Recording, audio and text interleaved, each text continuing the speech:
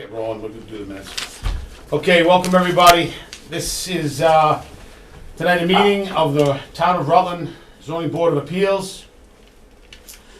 Present online is Rick Surratt. He's a member of the zoning board. Attorney Rick Surratt, sorry.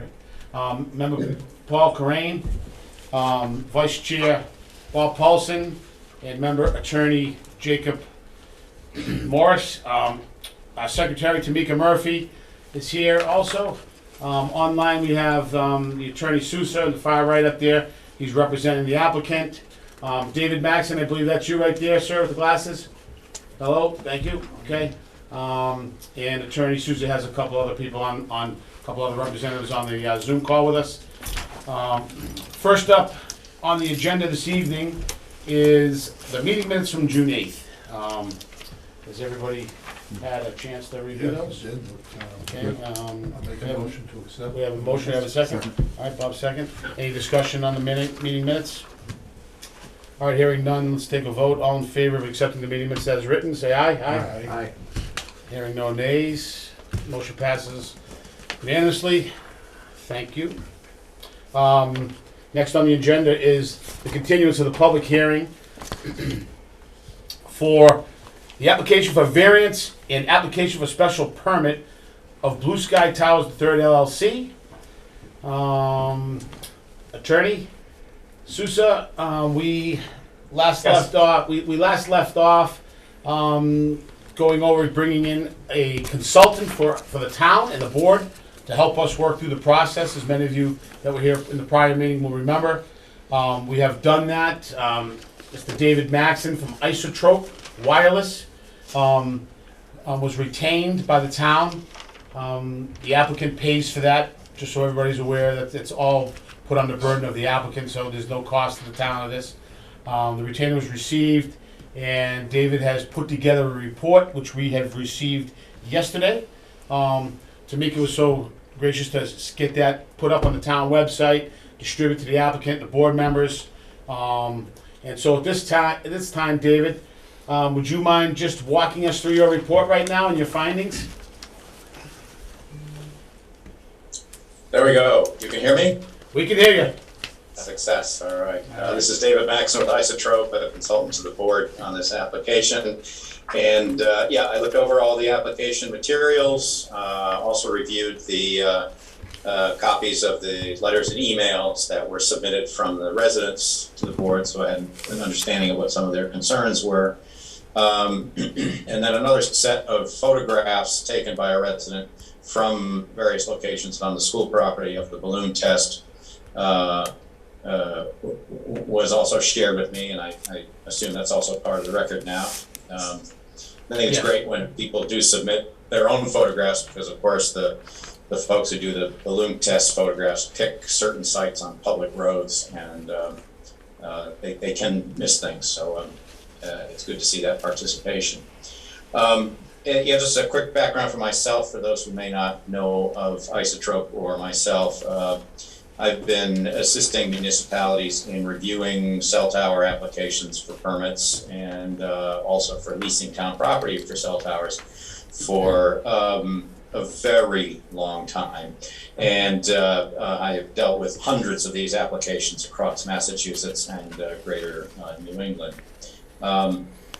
So this application comes to us, and whenever I do this, I look at what the zoning bylaws tell me, because that's what town meeting adopted as its rules, and what the townspeople all agreed upon as the guidance for applicants and the guidance for people like myself who are reviewing the applications.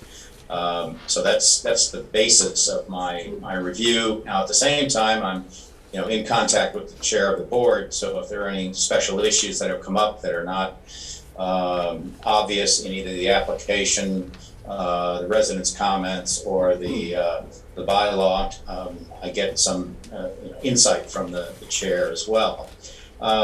So you've got these two applications for relief, one in regards to a variance for height. In a way, it's two variances, because there are two different height limits that have to be exceeded.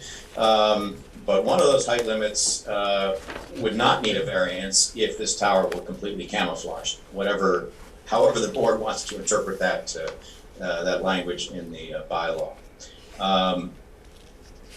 Now, in pursuing a variance, at least under state law, and remember, I'm not an attorney, I just play one on Zoom. The concern of under state law is that the variance, the party requesting the variance has to have a hardship, among a bunch of other tests that the zoning board, of course, is very familiar with. And so if you're looking at what the hardship is, in part, you would think that the applicant is saying that AT&T can't do it some other way. And so there's a hardship there. And that reminds me, we do have this key factor here that we have, in essence, co-applicants. There's a tower company that provides wireless infrastructure for AT&T and other carriers. So this tower would be prepared to take on additional wireless companies when they decide to come into town and join it. But it's AT&T's wireless service that is in question with respect to the need for this facility and whether there are any good alternatives. So in my report, I tried to sort of bullet the various observations and kind of questions and decisions that the board might want to consider as it's reviewing my review of the application. So, one of the things is that the existing location for AT&T is a church steeple on Main Street. And there's just this kind of simple statement in the application that for what AT&T wants to do to improve its coverage and improve its quality of service, which includes usually capacity, that it can't do that in the steeple for some reason. Therefore, it needs to be on a cell tower not too far from there. I don't see enough information there to say that they can't use the steeple. So that's one of the questions that I have is that what is it about that steeple that keeps them from doing what they need to do? And that would be something that you might want to ask for. And similarly, the bylaw has a preference for using existing structures, which is very common in bylaws. It just makes a lot of sense. I didn't see a lot of discussion about existing structures. There's another church with a pretty thin spire, but can the steeples be modified? Can a building that is a church and has a small steeple have a big steeple added? Are there other tall buildings on the summit there in the center of town that you might be able to put a cupola on to provide the kind of coverage AT&T is looking for? So these are all questions that if you're looking to go deeper into exhausting alternatives, you might want to look into that and see what the applicant has to say and what kind of evidence the applicant presents on that regard. I note that the property of the proposed tower, in my estimation, is about 40 feet lower in elevation than the elevation of the church. So that puts the proposed site at a slight topographic disadvantage. And the church's location is, it's not a cell tower, so the antennas in a steeple are not going to be anywhere near as high as they would be in a cell tower. So there's kind of a trade-off being made there. And as I said, that could be a line of questioning that the board might want to pursue with the applicant.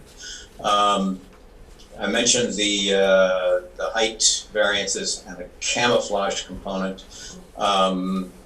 The bylaw has a specific definition of camouflage, or completely camouflaged, by actually maybe not definition, but by giving examples of ways to camouflage a cell tower. So if that's of interest to the board and to the residents, you could consider what kind of a structure that doesn't look like an exposed cell tower with its industrial look with the gray steel and the wires and the boxes on top, but something that maybe has a more clean architectural look would be something you could also discuss with the applicant. And since they have already produced a professional photo simulation document, and then a follow-up as well, it's not too difficult for them to do a photo simulation of a one or two camouflage alternatives for the structure to compare that with with the photos that they have of the proposed tower.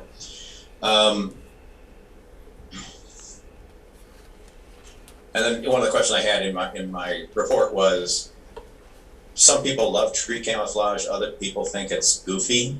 And it really comes down to the context of the site. The tree camouflage that really works, people drive by on the highway or in the center of town and they don't notice it because it works. So the only tree camouflage that you see is the stuff that doesn't work. So that would be a question here. If there's an inclination to consider tree camouflage at this location, would that qualify as the camouflage here? And tick off one of the check boxes of the preferences in the bylaw. One of the things I just noted is that the bylaw acknowledges that you have a lot of pasture area in town that you don't really want to be plopping a cell tower in the middle of or on the edge of, and that the guidance is to have a lot of woods around the tower. And the applicant has found a site that is a large parcel and it's heavily wooded, and I think that's strongly in that site's favor.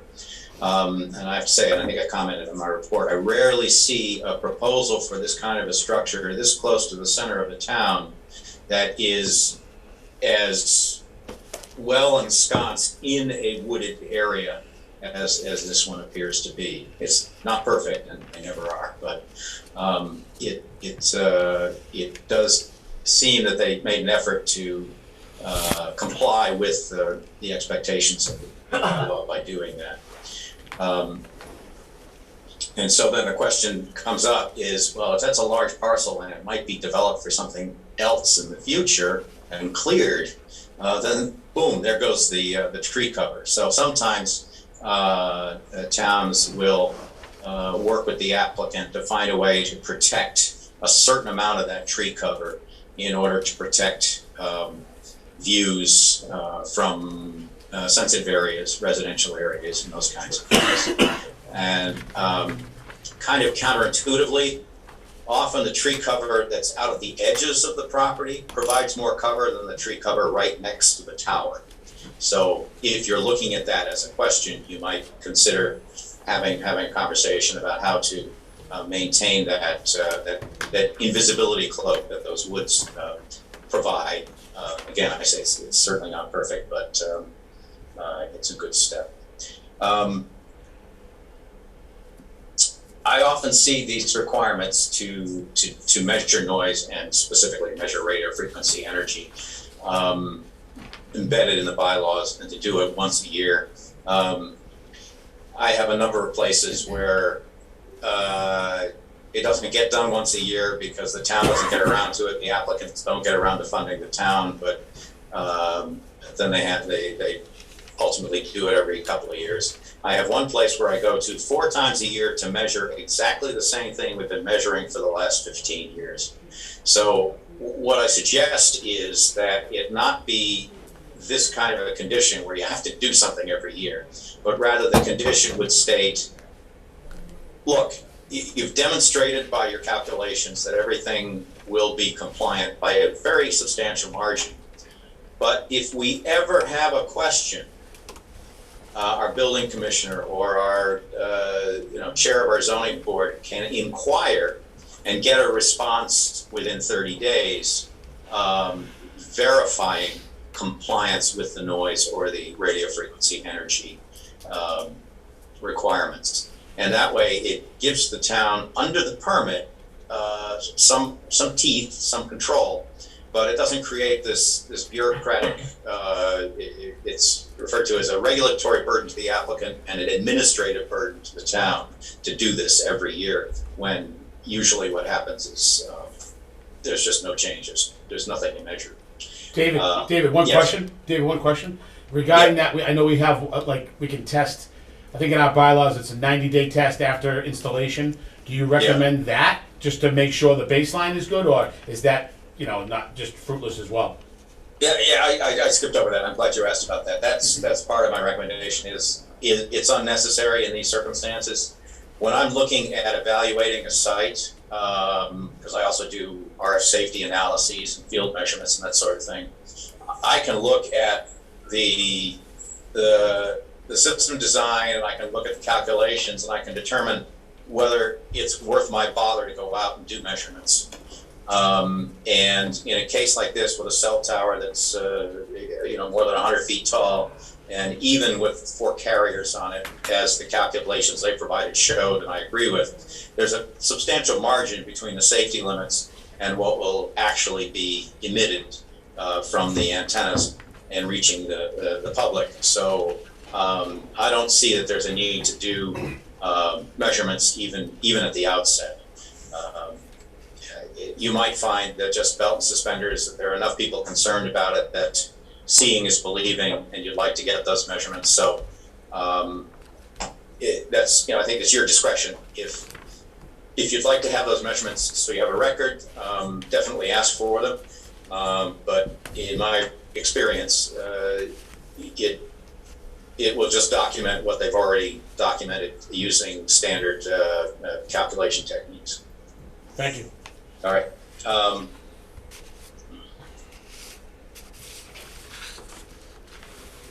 I mentioned that AT&T's claim that it can't keep working at the current site. This also addresses something that I think some of the residents may have commented on about the fact that they have AT&T coverage to some degree. Well, they have a PCS facility in the church steeple. They didn't specifically say they don't have 700 megahertz facility or any other frequency bands in that church steeple installation. So that would be nice to get that confirmed. Excuse me, David, what's in there? David, one question. Could you just explain to the board and everybody here at the meeting just the general differences between that 700 megahertz and the PCS? Could you just explain that briefly in simple layman terms, if you can? I'll give it a shot. That's a great question. Thanks for stopping me on that. I might tend to just run off and use my buzzwords. So when cellular service was first invented, it used radio frequencies in the 850 megahertz band. Now, megahertz is a measure of the frequency, and frequencies to radio waves are like colors to visible light. Visible light starts at a low frequency in the red and goes to a high frequency in the blue up to ultraviolet. So that's what we're dealing with here in the same way with our radio frequencies. So 850 megahertz was where the original cellular services were.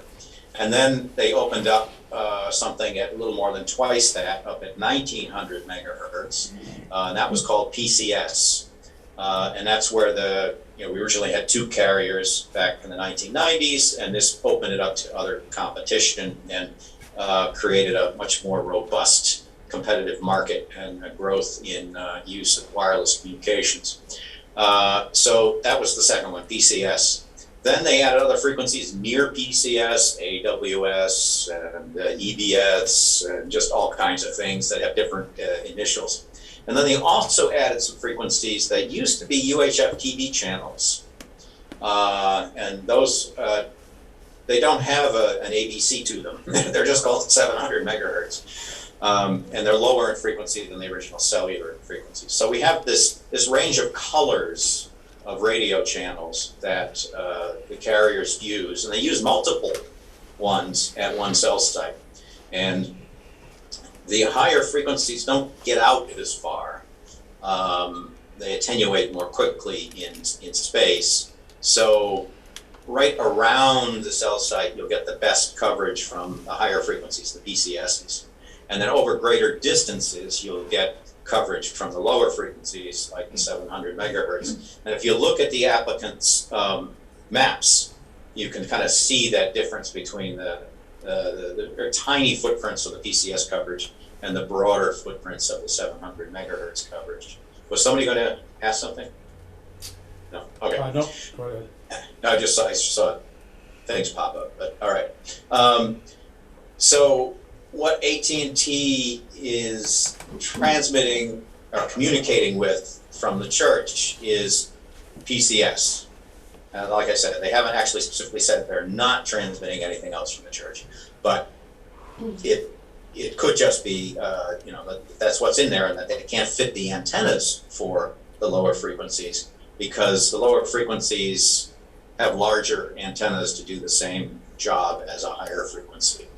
And that's a little hard to explain, except that you can wear a pair of glasses with a very small lens, and that would be the high frequency antennas, and you can wear a pair of glasses with huge lenses, and that's what the low frequencies are. They use a larger lens. The antenna acts like a lens.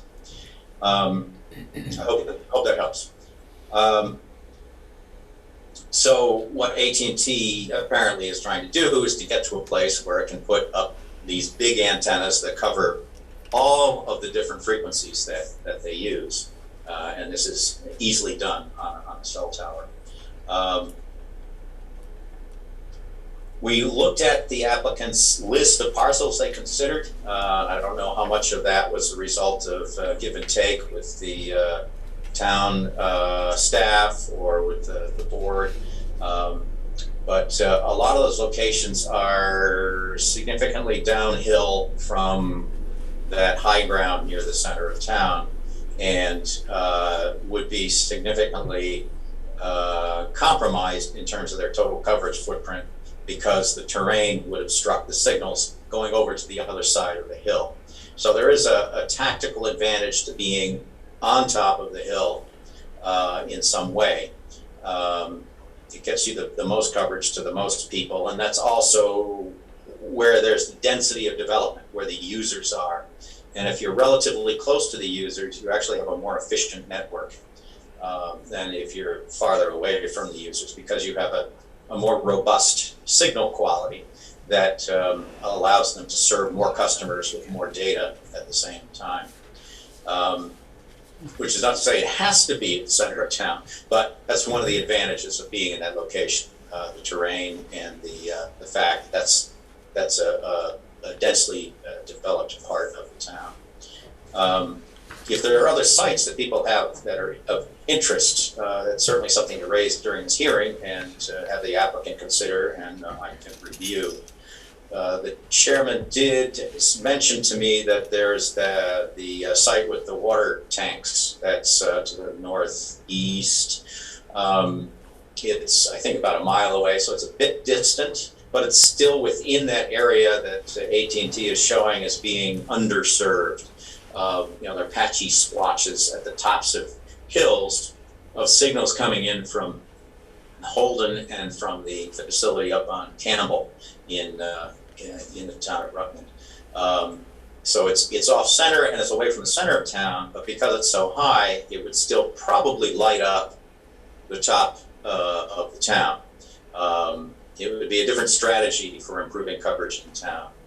The proposed facility does not in any way solve the entire coverage problem in town, but it's addressing it on the nexus of major through roads in the center of town and all of the dense activity, residential and commercial activity in the center of town. So if that's of interest, the water tanks, that could be a question to ask and have the applicant evaluate.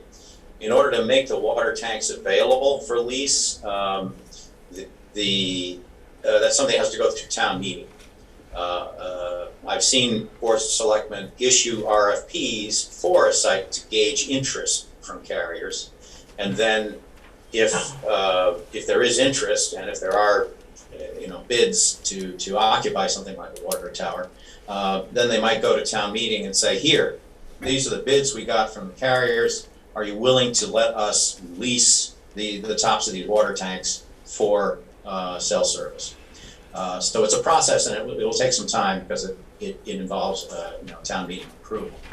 One other factor here is that the prime applicant, Blue Sky Towers, is a tower company, and it's doing this for the benefit of the carriers, and specifically they have one carrier in tow who really wants it right now, and that's why you have them at AT&T as a co-applicant. Carriers have choices. They don't have to be with Blue Sky Tower. So, for instance, going on a water tank does Blue Sky Tower no good, but it does potentially. It could be beneficial to AT&T. So we have to kind of keep that in mind, that as we're looking at how Blue Sky Tower is making its case, that there is that sort of competitive interest in there that comes into play.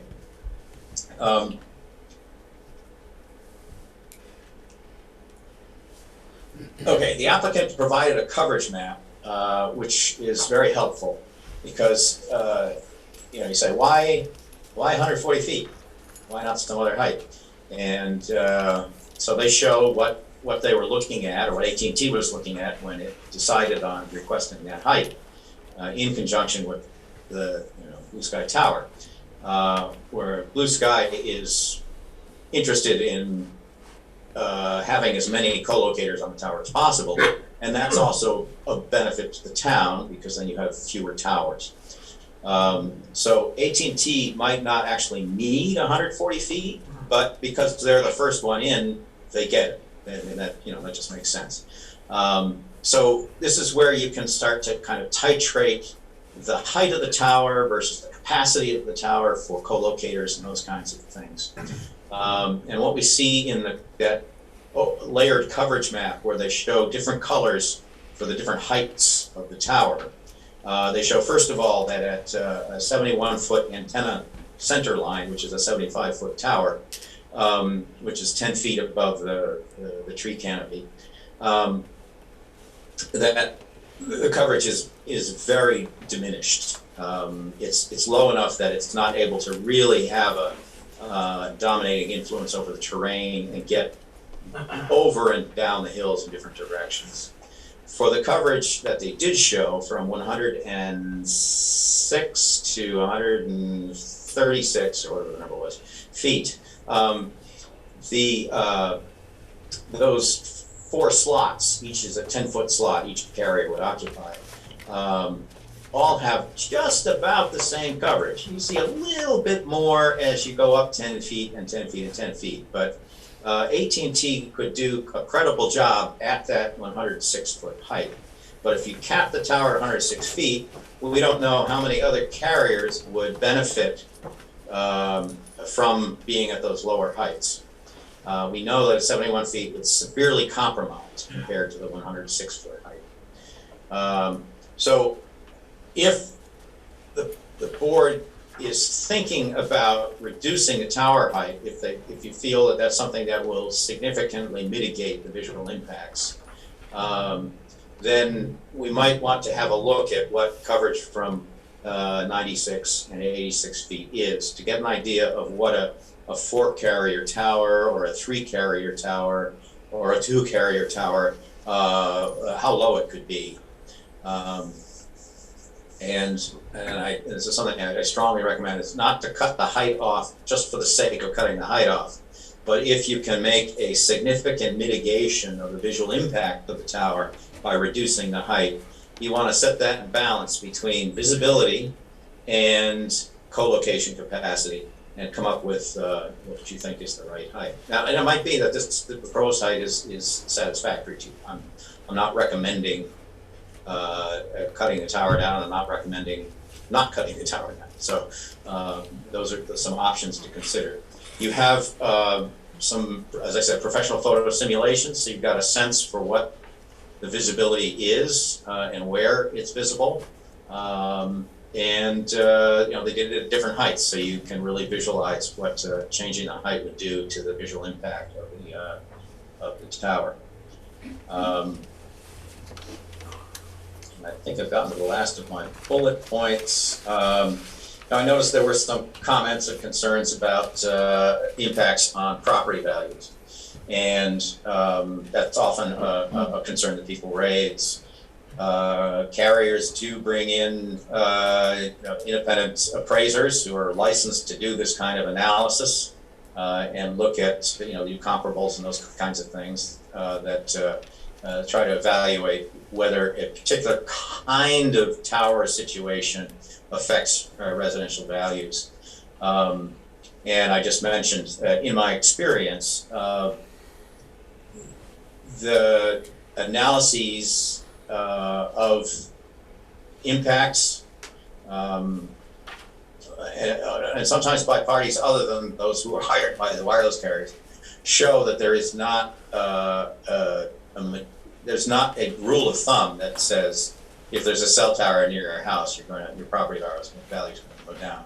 But I have seen circumstances where a cell tower has affected property values demonstrably by it being something that affects an application for a cell tower actually affects a sale, for instance.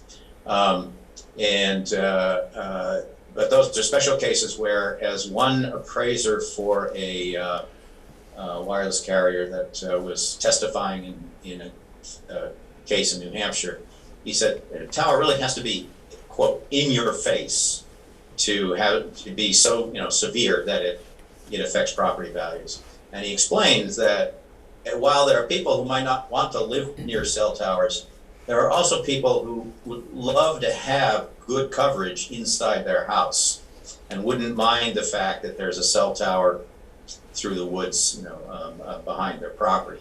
So the issue with the appraisals is, does it affect the market? Perhaps. Some people might not want to buy that house. But does it affect the sale price? Perhaps not, because other people might still be interested in the house. And again, let's say if that's of concern to the board, the applicant can prepare an appraisal, and for that matter, residents can also submit their own appraisals.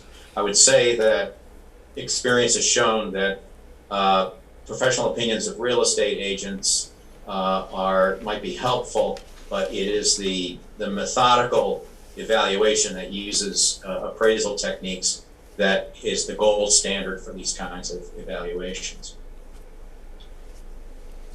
And then, the other thing that the elephant in the living room, I should touch on this. As you know, at the board, that the Federal Telecommunications Act of 1996 prevents you from regulating the placement of these facilities on the basis of what are referred to as environmental effects, but that's code word for perceived health effects of radio frequency facilities, provided that they're in compliance with the federal standards. I agree with the applicant's evaluation. This facility will be compliant with the federal standards, and as much as people have concerns about that, this is something that is really out of the hands of the board, and it complicates the board's review by having to address those concerns in this public hearing. Which is not to say that those concerns are of no value. It's just that the board does not have jurisdiction over that question. Now, I've said all this, and this sounds like legal advice, and I will qualify what I said by what I said before, which is, if you have not obtained advice of counsel on this and the other things that I'm talking about, I strongly recommend that as well. So from there, if you have any questions, I'm happy to answer.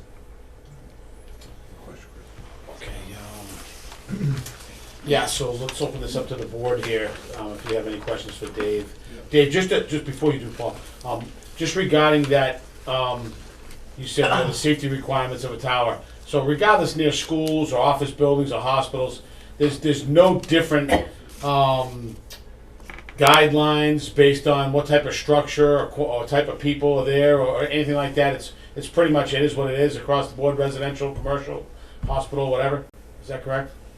That's correct. The safety standards are based on a very conservative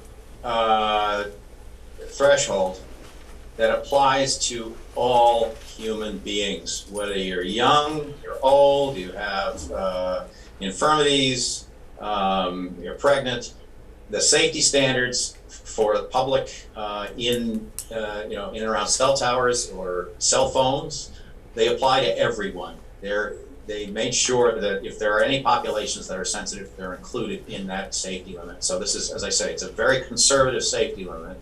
I know there's a lot of stuff on the internet that would say otherwise, but public health officials in the U.S. and around the world monitor the science and would recommend changes in the safety limits if the science indicated that was the case. Thank you. Okay, Paul, you had a question for Mr. Mackey?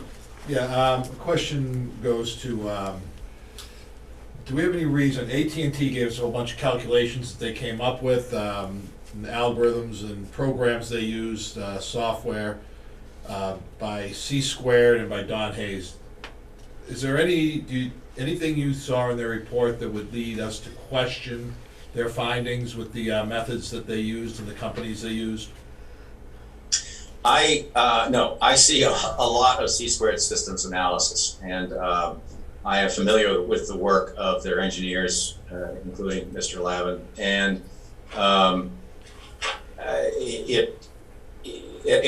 I've made a lot of my own coverage maps, and I've looked at a lot of C-squared systems coverage maps over the last number of years, and I can tell, you can get a sense for when something looks like they missed, or some setting was wrong, or a label is incorrect.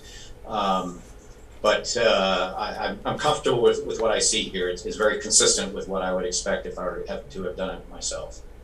And then with regard to the work that Mr. Hayes did with his right. Yeah, and Mr. Hayes, that's as well. He uses the very tried and true standard equations that the FCC has in what's called Bulletin 65, which is a science-based procedure for calculating a worst-case impact of radio emissions. Great, thank you very much. And David, just to kind of take that a little deeper, in your opinion, the coverage maps that the attorney and Blue Skies and AT&T has provided, I mean, we don't know how to calculate any of that RF, what coverage, they show us this coverage is going to do this, and all those other locations they've shown. In your opinion, is that information accurate and correct, and would sound, I don't know if you did the calculations or whatever, but all that looks appropriate and there's no ambiguities or inconsistencies or anything? Yeah, it's to a reasonable degree of scientific certainty. It's a reasonable representation of the coverage that would be obtained from at AT&T's target service thresholds. If I were to do a computer model, my model would show it slightly differently because my model maybe used a different technique to address how trees and buildings attenuate the signal. So I might show more signal in this corner and less signal in that corner. It wouldn't be identical. And the way we evaluate the accuracy of the models is to actually do a drive test, a field test on a road, collect a bunch of data of what the actual signal level is, plug it into the computer model, and every data point that you measured matches a data point on your computer model. And they're never perfectly the same. So what you're going to have is a bell curve of error. And what you wanted to have is that bell curve to be centered on correct, and that there will be a distribution of data points that don't exactly match but are on either side of correct. So when you're looking at a model like that, a map like that, it's on the average. Sure. These data points are illustrative. They're representative of where there will and will not be coverage at the signal strength that they've specified. Now, this is to be clear, the white areas on the map might have usable coverage. In fact, a lot of them will. But in order to get the quality of service and the capacity for a large number of users and users doing things like streaming videos, they need to have those higher signal levels. So that's why their design target is that orange that's on the AT&T map. And everyone will benefit outside of the orange because there will be places where the signal will be usable, it just won't be as robust as it shows in the orange area. Okay, thank you. Paul, you have anything else? No, I'm good, thank you very much. Okay, Bob? I'm good. Rick, do you have any questions for Mr. Maxon? I don't have any questions, but I'd like to say a couple things, Chris. Go right ahead, sir. Well, I think there are some people on the board that don't have a large problem with the location of this. I don't know how many on the board. I think it's at least one. My concern was never about the health hazards. I've never had a problem with that. I don't think the school children are going to be, put to any kind of significant health risk because of this tower. It's more of an aesthetic thing for me. My question was, why does this tower have to be right there, right between the two schools? I mean, can't we have a better location? After hearing from David Maxon, he really has validated a lot of the applicant's points. So, and Chris, I know one of your issues has been the height. We really haven't even, we've touched on that. So I think at this point, I mean, we could go on for the next 2 years with hearings on all these technical issues. My thing is, we got 4 voting members. All 4 have to vote in favor. 5. So I'd like to know where we all stand on this. I mean, I'm weakening a little bit with my initial resistance, and I think it's productive to show our cards a little bit. I'm not saying you're hiding your cards, but I want to get some idea from the board, if it, through you, Chris, if where we stand on this. All right, I think that's a great point. Thank you, Rick. Thank you. Before we would go forward with that, where do we stand on the public's input on this right now? I'm just going to hold off on that right now. All At this right. point, I think, to Rick's point, I think this board should I somewhat don't show think- their cards on a formative opinion, I if you have one. If you don't have it, you don't have to. Honestly, I don't think, without hearing from the public side Yeah. first, and then going from that. Okay. We're still gonna stand Mr. by. Chairman, could I speak when you get a chance? I didn't mean to interrupt, I just wanted to request to address a point if I could. Okay, yeah, well, one second, Attorney. Jacob, would you like to, I mean, Rick, remember Rick has I put agree. his cards on the table? How about yourself? Absolutely agree with Rick. Whether it's done right now, I mean, I also, Paul makes a point. Whatever you want to do with regard to hearing from the public, and then we can discuss kind of our opinion overall. We've been through multiple hearings. I basically know what my opinion is, and Okay, do you care to share that right now, or do you want to hold it tight? if we're all going to, I mean, I'm going to, Yeah. but I- Paul wants to hold off. He wants to hear the public. Do you want to wait to hear the public, or? no, I mean, I can share my thoughts. Similar to Rick, I really didn't have much of a concern from the outset with regard to the potential health effects of radio frequency. I don't think that there's any science behind any concern with regard to implications and potential health effects. I'm not buying into that. So I have zero concern. Okay. With regard to that, my only concern really was the aesthetics in the center of town. Based on the balloon tests and the photos we've seen, that's really not a problem for me anymore either. Bob, you have anything? I just want to hear from the public first, I think, before we start talking about it. Sure. And where I stand right now, I feel the location is actually a very good location for a tower. It's got it's got all the wooded area around it. I would put an order of condition to maintain that wooded area to the consultant's point of not cutting down the trees, because that is a major point of keeping that the tree canopy for protection of view. I think it's a good spot for it as far as that goes. The height is still an issue with me a little bit. I will say, hearing hearing David tonight explaining the heights and where exactly the coverages kind of tail off in you know, and not strong enough, like he said, like, you know, above that 106-foot line, it's not a whole lot difference all the way up to the 140. Obviously, it's better to be up at the 140 than it is down lower on the bottom of the barrel. So that helps me a little bit, kind of form a decision and try to think the height through a little bit. And just hearing it right now, it's not fully processed. When I looked at the balloon test, and there are some pictures, overall, personally, a tower doesn't bother me personally. I live on Glenwood Road. That 600-foot one they put in, 10 years back. That the red light lights up. I can see that thing at nighttime when it glows on a cloudy day or a foggy night. It doesn't bother me personally, but I'm not just looking at it through that lens. I'm looking at it through the lens of the public as well. I do want to hear. We've heard the concerns of that. I think that's probably one of the bigger concerns of the public that they've been really digging on. And totally understand that, even though it doesn't really matter to me much. I certainly will respect and understand your opinions on that. And again, as the chairman of this board, we're going to try to, see if we can mitigate something to that nature to alleviate some of those concerns. That's right. I would stand right now. I do not think there is an issue as far as property values. And for proof of that, Mark Elbag Big Builders is building right down the street from me.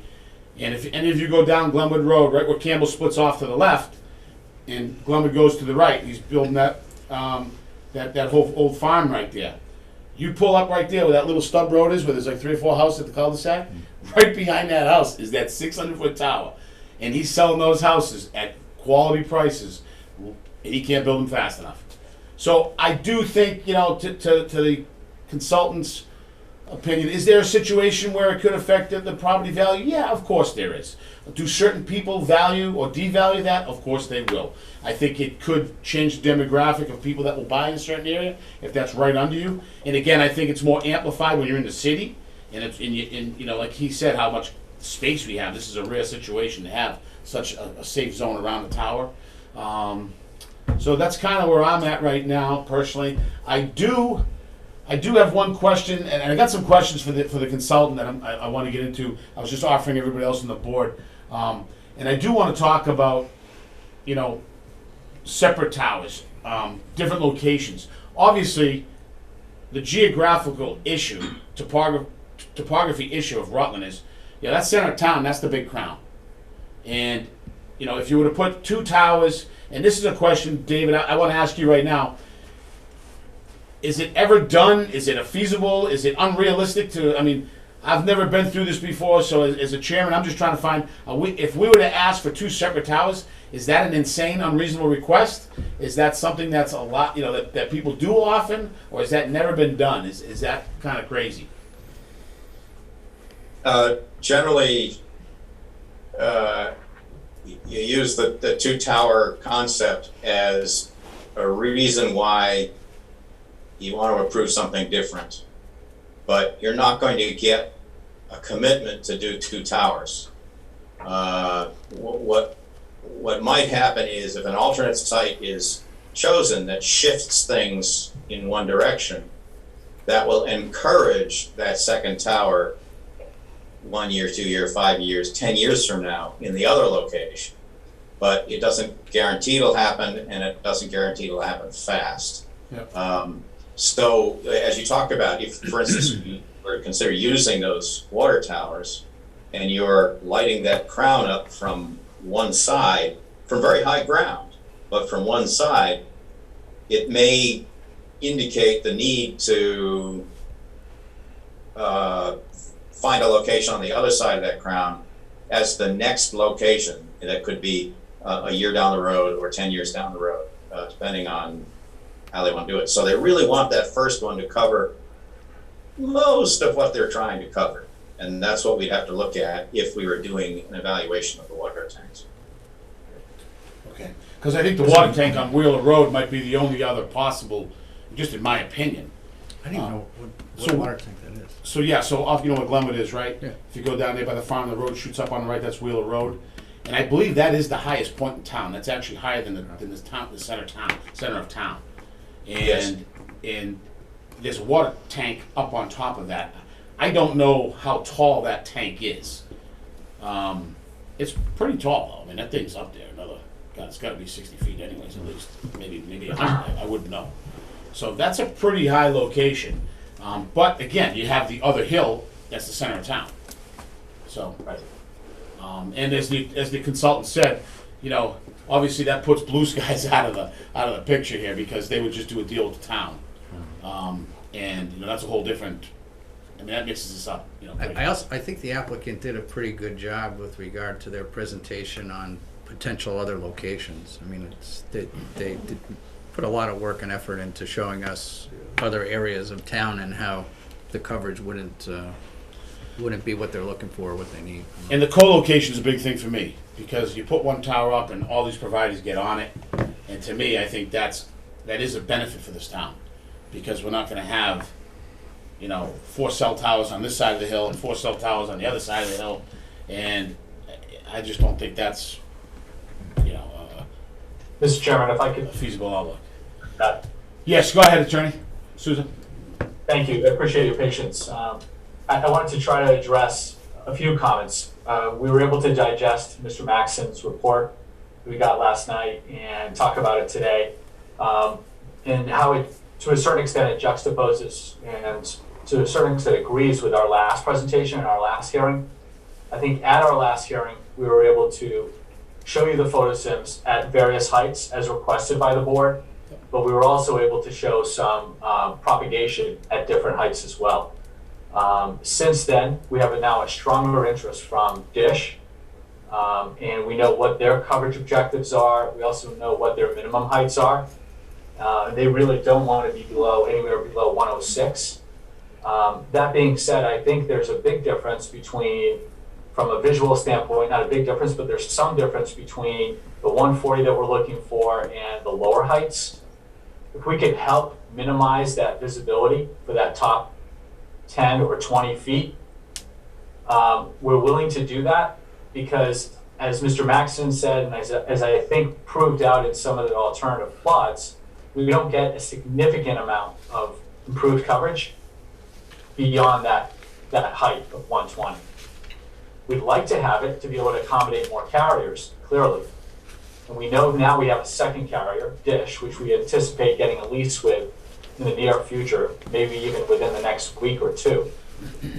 But I think we also hear your concerns that the one issue that you find potentially problematic with this site is, while it is wooded and very large, and I think can shield it, the tower, there seems to be some concern, at least with aesthetics, and I think we can minimize that by reducing the height by 10 feet.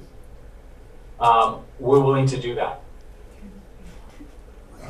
So 10 feet, I thought you said 120 feet, so that would be a 20-foot reduction. Did I understand you correctly? We can go as far as 120. It'll potentially impact future carriers. I do have authority to do that tonight, to go down to 120, because that would bring AT&T to 116, if that works for them, and the 106 works for DISH.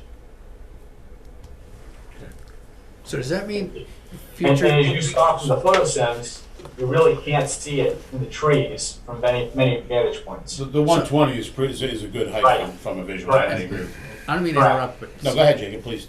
does that mean though that future carriers are gonna be here with another petition and another location and we'll have more towers? So, And am I thinking about that the right way? So in other words, Attorney Souza, there's only two at 120, or 121, whatever that was. It's only 2 carriers. You got no room for nobody else. Nobody else would want to jump on that. Verizon isn't going to jump there or anything like that. No, I don't think that's true. I think they're going to have less propagation at 96 and 86. But I'm not suggesting that we're only going to be able to accommodate 2 carriers. Okay. But we don't know what their coverage needs are. That's why we always try to go for more height. As Mr. Maxon said, none of these sites solve the whole problem in Rutland. Even with our site, we're still going to have some. There's always the next site, right? I mean, even if you get the best spot in town, there's always going to be another site. And Exactly. Just because the topography is so challenging here. and when will the data and the information stop, right? The quantity. Right. I mean, when they put the 4G in, they thought, now with 5G, I mean, it's just, who knows where it's gonna be in 10, 20 years. Yeah, Mr. Chairman, can I just make a comment about the height? Please do. Sure. I think that an offer to go to 120 feet is a really solid one. I don't think it puts the town at risk of having a second tower for two reasons. One is sometimes the fourth carrier will just go on the tower because even though it doesn't get great coverage, because it's easy and it's competing with the other guys. The other thing is that way back, almost 20 years ago now, it might have been 20 years ago, Medfield's authorized a cell tower in its industrial district and said at the time they were building 180-foot towers and trying to cover really wide coverage areas. And Medfield said, okay, you can build a 150-foot tower. And if you get to a point where you have a carrier who's too low, Right. you can increase the height of the tower. The only thing you have to do is build the tower to be sturdy enough and the foundation to be sturdy enough to take that extra 10-foot or 20-foot addition to the height later on. So it may be needed, may not be needed. Medfield allowed it to go up to 190. And since it was put in, it has been extended to 170 and never went to 190. So it only went halfway to its maximum. But it was kind of on a carrier by carrier basis. Can they make it work at the next lower level? Yes, no. If not, we'll consider letting you put another 10 feet on. Yep. Now the applicant also has some rights under what's called Section 6409 of the 2012 Middle Class Tax Relief and Jobs Creation Act to add up to 20 feet to the height of the tower that has been previously authorized. Whether that would apply to this tower or not, I'm not going to give a legal opinion, but they may be able to have the right to do that anyway. So with that all in mind, it really sounds like the 120-foot height is a good offer from the applicant. Seems like a very good offer. Yeah. Okay, Thank you for that. I was gonna ask you that thing, so thank you for your opinion now. Go ahead. Paul, you got a my question? question's for the attorney there on, you mentioned camouflaging of it. Now, short of trying to make it look like a giant pine tree, which sticks out like a sore thumb more than, draws more attention to it than a cell tower, in my opinion, what are other options for blending it in? And the question is directed to me? Yeah. Yes. Yes, of course. I think with respect to this site, a monopine would probably be the most appropriate because we're within trees. However, when you drop to 120, we don't feel that camouflaging is necessary. When you look at those photo sims, the top of the pole is really, from a visual standpoint, it's buried within the trees. As soon as you start going to a flagpole design, you get encumbered by the spacing, the diameter of a flagpole, which in my experience, at least especially lately, does not accommodate all the remote radio heads and all the antennas at the different spectrums. Most carriers have essentially trying to operate at 3 different spectrums: low band, mid band, high band, as Mr. Maxson explained. And so you can't accommodate all of the antennas within that diameter. So that becomes very challenging. And so in the wooded area, I'm not aware of any other structure that you would build that I think wouldn't add more mass or wouldn't complicate the visual aspects even more. There was a suggestion of a chimney. Putting a chimney in the middle of the woods there, I think first of all, would be fruitless, but also would add more mass. You would see more of it potentially when the leaves are down. And so I wouldn't necessarily recommend that. Yeah, I wouldn't want a chimney there either, attorney. Right, I don't think right. anybody wants that. I think that's one thing everybody probably agrees on. Okay, Yeah, absolutely. thank you. Of course. David Maxon, is there any, the attorney mentioned the regular camouflage and the flagpole style. Is there any other type of camouflaging that you know of or aware of, or is that pretty much the two general ways they mitigate that way? You think of any kind of a tall structure that you could hide antennas in, you see these Carillon Tower type structures next to churches, and saguaro cactus in the southwest. So, I mean, there are things to do, but I think Attorney Souza raises an important point, and that is go back and look at those photo simulations to determine what is appropriate. If there is a visibility that needs mitigating, the faux pine tree look might actually not stick out like a sore thumb, because Yeah, the 120, that yeah. 120-foot height pulls it way down. Yeah. But even just painting the thing a darker color than battleship gray could be enough to do that. The town of Wilbraham approved a monopole tower and had it because it was up on a hillside on the edge of the Connecticut River Valley. They had it brown, painted brown, and all the equipment painted brown. And it, from views from the valley, it blends in nicely with the background behind it, which is mostly the hill and trees. So coloration might be a way to reduce that, what the FAA calls conspicuity. Okay. Yeah, we'd be amenable to, painting. Okay, thank you, Attorney. Okay, so that's something to consider too. The 120-foot height, when I saw those, the simulations on those, I mean, that to me, there was hardly any issues from your thing. Again, some of the town people put some pictures up there that showed a little different angle from different spots, and again, being it during the winter time, that's a little lower. The trees don't, the leaves aren't as high, but the 120 is a pretty good sweet spot for me personally. Okay, so, all right. At this point, want to open it up to the public here and see what we have? Sure. All right, so at this time, Rick Surratt, are you good, Rick? You have any other comments? Or you? No, I'm good. I think that we had some really good discussion there, back and forth. I think we should hear from the public at this All right, point. terrific. So at this time, we'll open this up to the public here. Anybody online, just please put the little hand up there online, whatever you do that thing. Tamika will be looking for you. Please state your name and your address for Tamika, please. Make sure she gets that. And is there any comment right now? What's the time limit on this? Well, we'll see how it goes. Again, let's stay on point, with Rutland, Mass, this particular project. Gentlemen, your hand up. Hello, David Gold, 4 Phillips Road. I'm not against wireless technology per se, but I am against placing cell towers in established neighborhoods with character such as the one I live in. It's just very, something industrial as that, which I will be able to see from my west-facing windows, is gonna,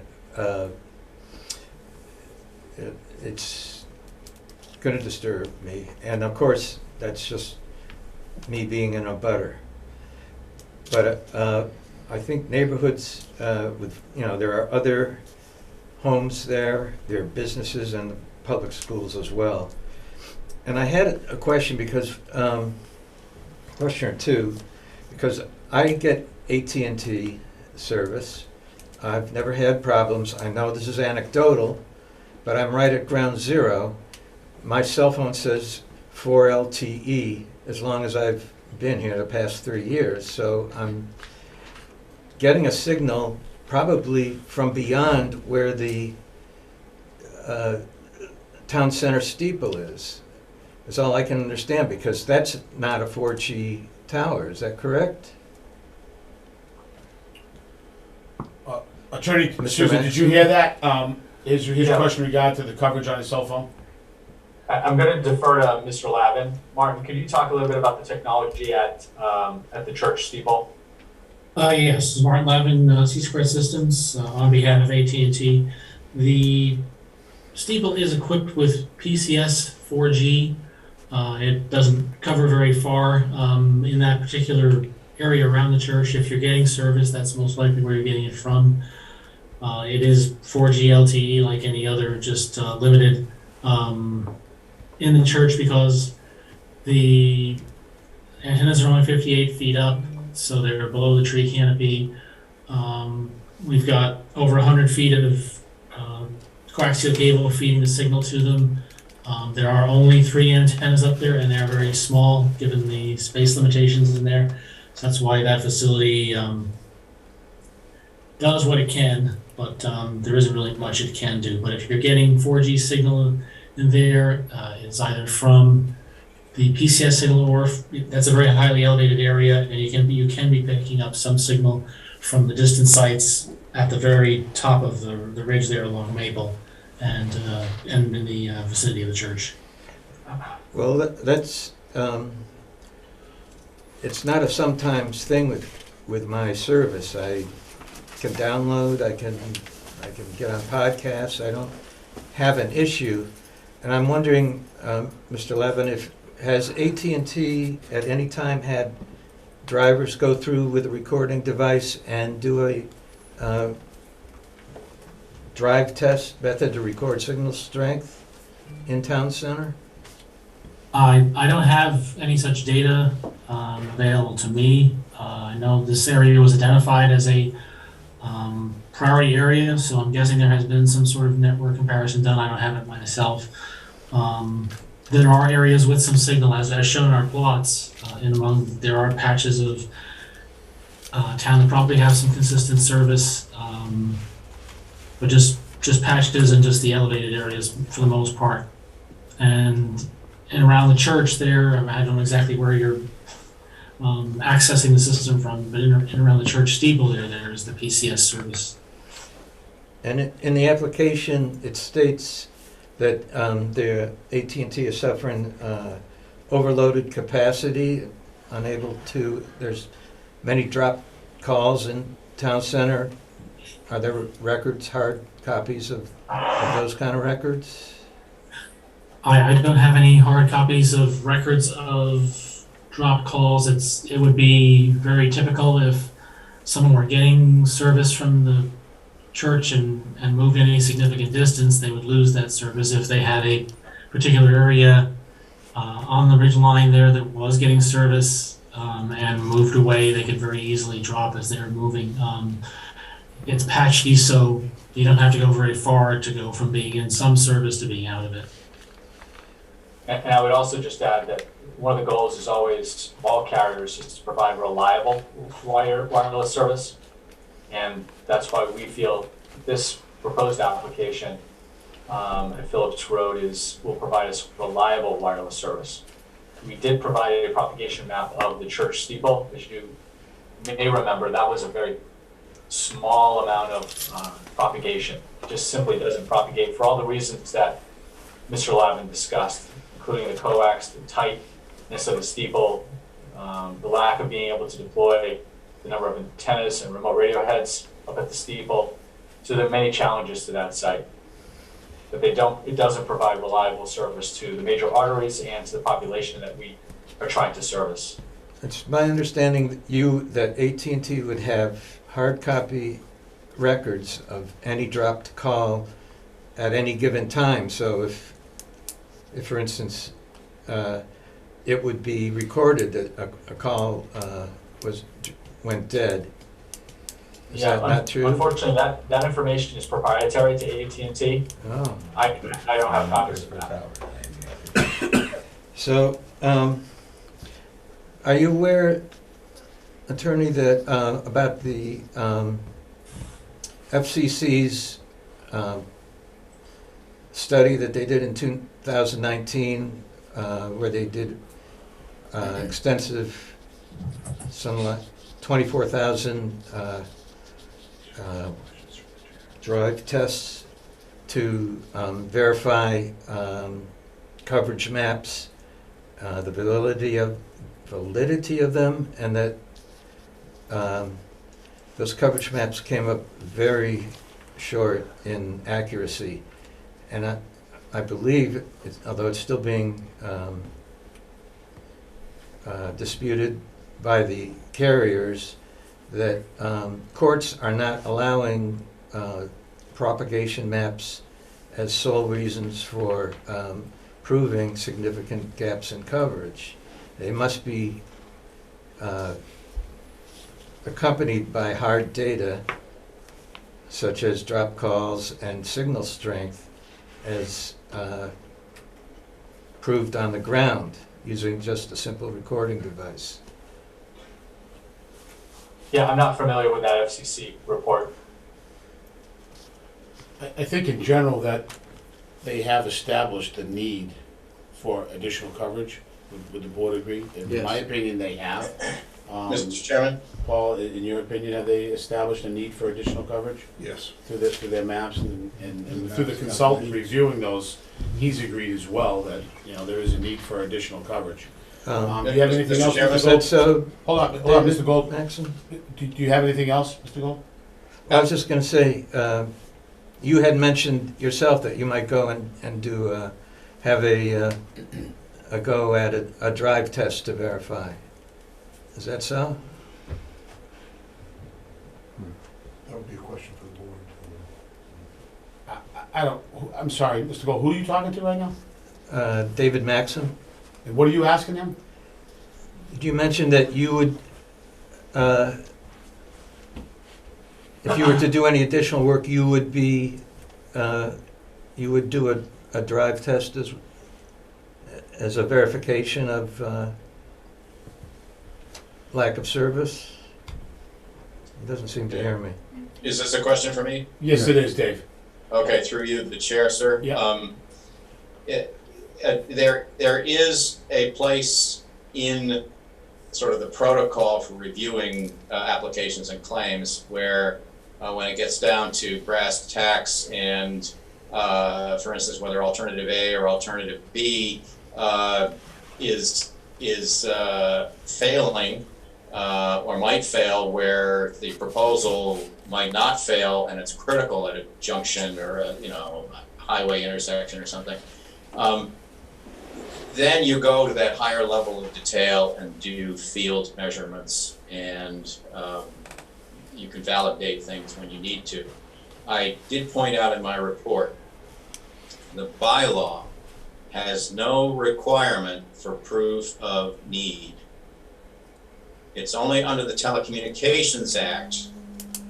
If the board is inclined to deny permission for the facility, the Telecommunications Act says you can't effectively prohibit the provision of service. So if the board needs more evidence to prove that there's a gap in order to deny approval for the facility, then you start asking what kind of data do you need to do that? I think, say in my report that the existing cell sites are so far from the proposed location that that level of detail of drop calls and doing field measurements, in my opinion, isn't needed to support the computer model coverage maps that are there. They show where the existing sites provide substantive coverage. And I think it's, if AT&T no longer occupies the church steeple and needs to go somewhere to add antennas, somewhere in this vicinity, not necessarily this proposed parcel, but somewhere that lights up this, what the chairman referred to as the crown, would be the kind of location that AT&T would need to do that. I think the board's in agreement, right? Yes. Mr. Gold, do you have any other questions? I would just say that a couple of meetings ago, an AT&T representative said that there was one and only one location where this this tower would be functional and would improve their service. All alternative sites were substandard and would do nothing. He was very clear about that. So now we have Mr. Maxon's report that shows there's a possibility off of Glenwood. The cell tower, current cell tower, although I understand co-location is possibly the only consideration with that, and also the hospital, former hospital property. But I would just ask if you could take the one final step of looking into the other options that might be more remote, be less intrusive on a neighborhood of 40 to 60 homes, and would not impact the aesthetics of the town. And just look into that and see if there are indeed some other options. Thank you. Okay, thank you. Anybody else in the public like to be heard? Ma'am in the back? Oh, yeah, my name's Catherine Dennett, and I'm at 9 Edson Ave. I just, there's a lot I could say, but one main thing is if the trees, you're relying on trees to camouflage this, that the trees can get disease. I mean, these are trees that took a long time to grow to be able to camouflage this thing. And once they're gone, what would then happen to camouflage it? Also, I don't believe it's right that people who already have purchased their homes and now are gonna have a tower in their site, I just don't think it's right to do to people. I don't think, maybe on a water tower, whatever that was said, something that's already there, that people are used to seeing. I just don't think it's necessary. Are there a lot of residents coming and asking about their service and complaining? Are they not moving to Rutland because there's no service? I mean, this is seriously the questions we need. There's no other thing other than money that can be driving this force. That's all. So the trees could get disease very easily. The Christmas tree is dead. I mean, trees, and it takes a long time to get to a point where it can be hiding a structure this big. And there's a lot more, but I'll leave it at that. I firmly disagree with it. If it was on a structure, I don't love it's by the schools. My kids go there. I feel it could be, you know, I wouldn't want to put on anyone else's doorstep either, but I mean, at least maybe in a location where houses haven't been built yet, and let them pay the money they want to pay to live under that cell tower. That by all means, let them choose, and that's fine. But to put it in a place where people have already established their homes and everything is not right, if you ask me. But now I'll stop, sorry. No problem. Thank you, ma'am. Carolyn Streeter, 11 Meadowbrook Circle. I think the residents deserve to hear from the board members who are here to represent the residents. How do you each feel? Individually, I would like to hear how you feel about undermining a bylaw that was voted on unanimously by over 200 residents. Okay. Can I respond to that, please? Oh, sure, go ahead. All right, first off, you will hear how we want when we go to vote and we discuss it. Second of all, this board does not undermine anything. This board, under law, is able to issue variances as needed. So I do take offense to the term use of undermining. And I say Thank it you. because you're considering a tower that's well over 10 feet, the existing Ma'am, canopy. we're allowed to give variances for I would like, anything, but excuse me, it's Paul, not let me just jump in. Ma'am, you know, Mr. Sullivan had talked about that a few meetings ago. You know, I got a lot of respect for Mr. Sullivan, but I do feel that everybody in this town has the right, it's a mass law, you have the right to come before your zoning board of appeals to appeal or to request variances. That is their right to request it. Okay, that doesn't mean we're going to allow it, but they have that right to come forth, put their hardship in front of us, and have their case heard. And to say that just because something was passed, all bylaws are passed at town meetings. Every bylaw has been approved by the town, by the people. They've voted on it. No one has just, you know, put these laws into place here from one person, one direction. Every bylaw, and therefore, and the state says every other person in that town has the right through this. You were supposed to have a zoning board of appeals, and that board is there for those people that feel there's a hardship placed upon them because of that. So that's the whole, you know, that's the whole modus operandi, if you will. You know, so they have the right to be here. We need to hear them, and you have the right to be heard too as well. I would say the bylaw needs to, this is a big variance being asked for. Maybe the bylaw needs to be rewritten, and then this issue needs to be reconsidered, because it's a very large variance. And I would like to point out also that I don't see how, if the board tells AT&T, we don't like the sounds of a 140-foot tower, how about something lower? We consider a 106-foot tower or a 120-foot tower. Even the 106-foot tower, that can go up to, very possibly can go up to 136 feet. That's basically 140 feet after it's built. So you see what, that doesn't make sense to me, okay? I also agree with David Gold. Back to basics here, I don't think we've established a significant gap in coverage. There are problems, based on the research I've done as well, with the propagation maps. The court systems don't accept those propagation maps as hard data. That's the one point of the crux of the issue here. Do they have a gap in coverage? But I have a petition signed by 235 residents in opposition to the tower.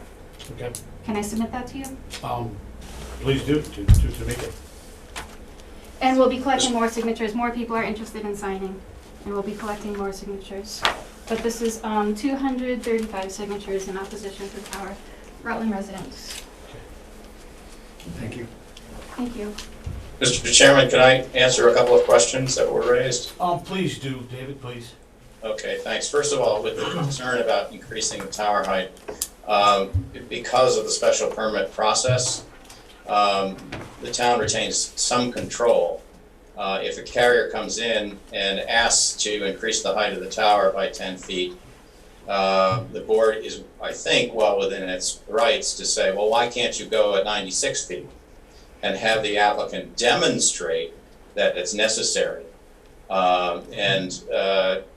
It costs the applicant something to add that to the tower. So if it can possibly use the 96-foot height, it will. So the height of the tower would not be increased willy-nilly. It would be increased in order to prevent the construction of a second tower. Another question, I do hear this occasionally, this comment about the broadband maps that the FCC gets from providers of broadband services. It's not just the wireless carriers, but I think it does include them. And yes, the thresholds that they use on those maps are quite, shall we say, generous. The maps that we see here are produced by T-squared systems using AT&T's design thresholds. And these are distinct from the maps, the national maps that are provided to the FCC for their broadband initiatives. Thank you. Can I ask Mr. Maxon a question in response to that, please? Just do the chair first, and I'll decide. What's your question? Are those C-squared maps, in Mr. Maxon's opinion, or factually, are they objective, or are they AT&T's data provided to us through AT&T? David, did you allow the question? David, did you hear that? I did hear the question. AT&T provides the inputs. In other words, the antenna types, the antenna locations, the power output of the radio transmitters, and then C-squared Systems has a database of antenna patterns and has a sophisticated computer model that is well tested. When I do verify the work of Mr. Lavin with actual measurements, my results are quite close to his. Never identical, but quite close to his. So yes, I don't see any room here for shenanigans to exaggerate things. And again, just intuitively, if you look at the distances to the nearby cell towers, that's an initial tell that this very busy commercial residential area at the center of town is not getting good service from existing cell sites, other than perhaps the PCS antennas in the steeple. Thank you. Thank you. Yeah. do I understand? Name and address for the. Sorry, the Karen Stewart, 4 Phillips Road. Thank you.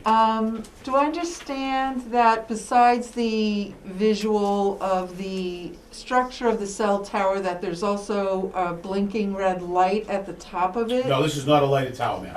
It'll not Okay, be a light, even at the requested 140, whatever height, There's no this was light. never a lighted tower, ma'am. okay, I had mentioned a red light that's on the 600-foot tower off Yeah. of Campbell Street. okay. That has lights on it. Thank you. I believe it's over 200 feet, the FCC, the FAA requires lights. Is that correct? Either over 199 or if you're close to an airport. This tower is not proposed to be lit. Okay, Thank you. thank you for Okay. that. Sir? Jason Taylor, 21 Charnock Hill Road. So, I'm sorry, I had a few things I was gonna say that I'm not gonna say anymore because they've been addressed. Yeah. But as far as the telecommunications law saying you need to establish a gap in coverage, I'm not sure if what Mr. Maxim was saying is that we can't even look at that because it's not in our bylaw, or if you're saying we can because it's in here.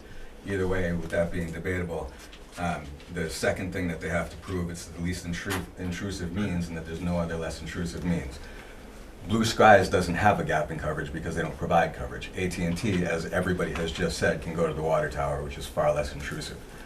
I think that I understand the town passes bylaws, and I think that what a lot of people are stuck on is the fact that it was unanimous. And I feel like at the last meeting where it was addressed that they don't mind, I feel like that's not accurate. I think we put a bylaw in place, and people are showing that they want to be here. It's a hardship to come here. It's not, my wife has to take nights off work. Can't just come down here. So we're coming down here to ask you just to represent us and to do what the town has asked and to say no. And that's really what it comes down to. Okay. Okay. Anybody else? Sure. John Rokicki, 17 Prouty Lane. I appreciate the board's time and diligence for looking in this, going over and over on the details. Respect your tenacity with continuing with this. So I thank you, and I think many here could thank you regardless of the vote for at least doing that. Thank you. I do want to acknowledge that, as others have, a lot of work. I'm assuming that when I voted for a bylaw, that the planning board put in a lot of due diligence independent of any other motive than what the town's protection should be. And that was their motivation for creating rules and regulations around that, to guide the rest of the town. This application, it's an incremental approach towards breaking the rule. They have a mechanism by which they can break that bylaw, coming to you to have it evaluated. The applicant didn't come looking for a 400-foot tower, so there could be only one tower to rule them all across all the hills of Rutland. They came in with just a little bit over, hoping that that was enough to be able to break the rule. It's either within the rules or it isn't, and this isn't. You have the right to look at that and establish it. I think that this is a bad precedent. We're going against the research and the work that was done, that was presented to town meeting. The corporations involved are meant to provide reliable service. That's what they're out after. They're also there to provide the most cost-effective service. We didn't build their cost-effectiveness into our town bylaws. They could put up lots of smaller towers in other areas. They could solve the problem in other ways that still stay within the rules. And you folks wouldn't be involved? We wouldn't be involved. They still have that right. They chose not to, and so I'm looking at this as this board goes ahead and allows for a deviation from bylaws once. You could be looking at a 200-foot tower on the next applicant, and it can go from there. I worry about the precedent that it sets. If there's a problem, if there are people, and if the town believes that there's an unmet need, and because of that, and it's being unmet because we as a town decided to put in too stringent a restriction, then, as was mentioned before by someone, planning board should look at that, select board should look at that. Let's put process around it so as a town, we understand what we're doing and why. To have, I understand the committee process. To have 3 people vote on it in an affirmative to make it so may not be the best way that we want this to carry out. But I do respect that that's how it happens. So, thank you for your time. Thank you. And I'd just like to point out to you, sir, that from my perspective, it's not about what costs Blue Skies or AT&T or any other provider is going to incur, okay? From my perspective, it's best for the whole town. Not just a group of 215, but the whole town. And from a co-location point of view, okay, having one tower with all the carriers in the best location provides the best coverage to prevent the least amount of towers throughout the whole town. And that's something else that I'm considering. Is that the only thing? No. But I just want you to all know, from my opinion, the way I'm looking at this decision, that's a piece of what I'm looking at when I make this decision. It's not, I don't care about their costs. I just want that to be said, to your point that it was a cost thing. I don't think anybody in this board ever said anything about their costs or trying to save them money or anything to that issue. That was not any of this board members. Can I make a quick comment too? Please, Jake. Every town has bylaws, and I don't think that this cell tower or most cell towers could go in any of those towns if it weren't for getting a variance. So I don't think we'd have any cell coverage without variances. The majority of towns have height limits, and these cell towers in those towns all over the United States, all over Massachusetts, all over New England, all of these cell towers in most towns are above the limits of their bylaws. And those cell towers were put in there by way of variance. So. Mr. Maxon, in Yes. you've dealt with hundreds of towns in Massachusetts and beyond in New England, and countless hundreds of these hearings. On a percentage basis, how many have variances as part of the special permit application? For a percentage, it's just a quick, 5-10% style, 50, 75. Can I have liberty to give you a longer answer? You sure, man? Yeah, first of all, there are towns that have this kind of language in their bylaw, and to my recollection, this language propagated from, I think it was like Great Barrington in the late 1990s. And towns just adopted the language. It was really had no engineering basis. It was just somebody had come up with this 10 feet above the tree canopy height because we think that won't be visible. It didn't take into account the idea of co-location or anything else. So towns that have a strict 10 feet above the tree canopy height rule and no other way to bypass it, in my experience, have to grant variances and have been forced to grant variances because in the vast majority of cases where a tower is needed as opposed to attaching to an existing structure, 10 feet above the tree canopy height is usually unworkable. So you have a bylaw that is in need of fine tuning, but it's giving you this guidance that if the applicant were to come in and to put a tower on a better parcel, it would still need a variance.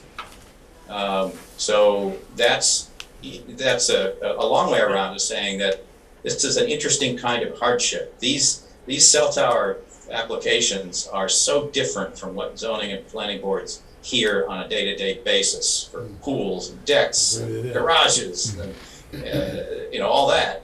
That this is something where what happens on other properties or could happen on other properties plays into your decision making.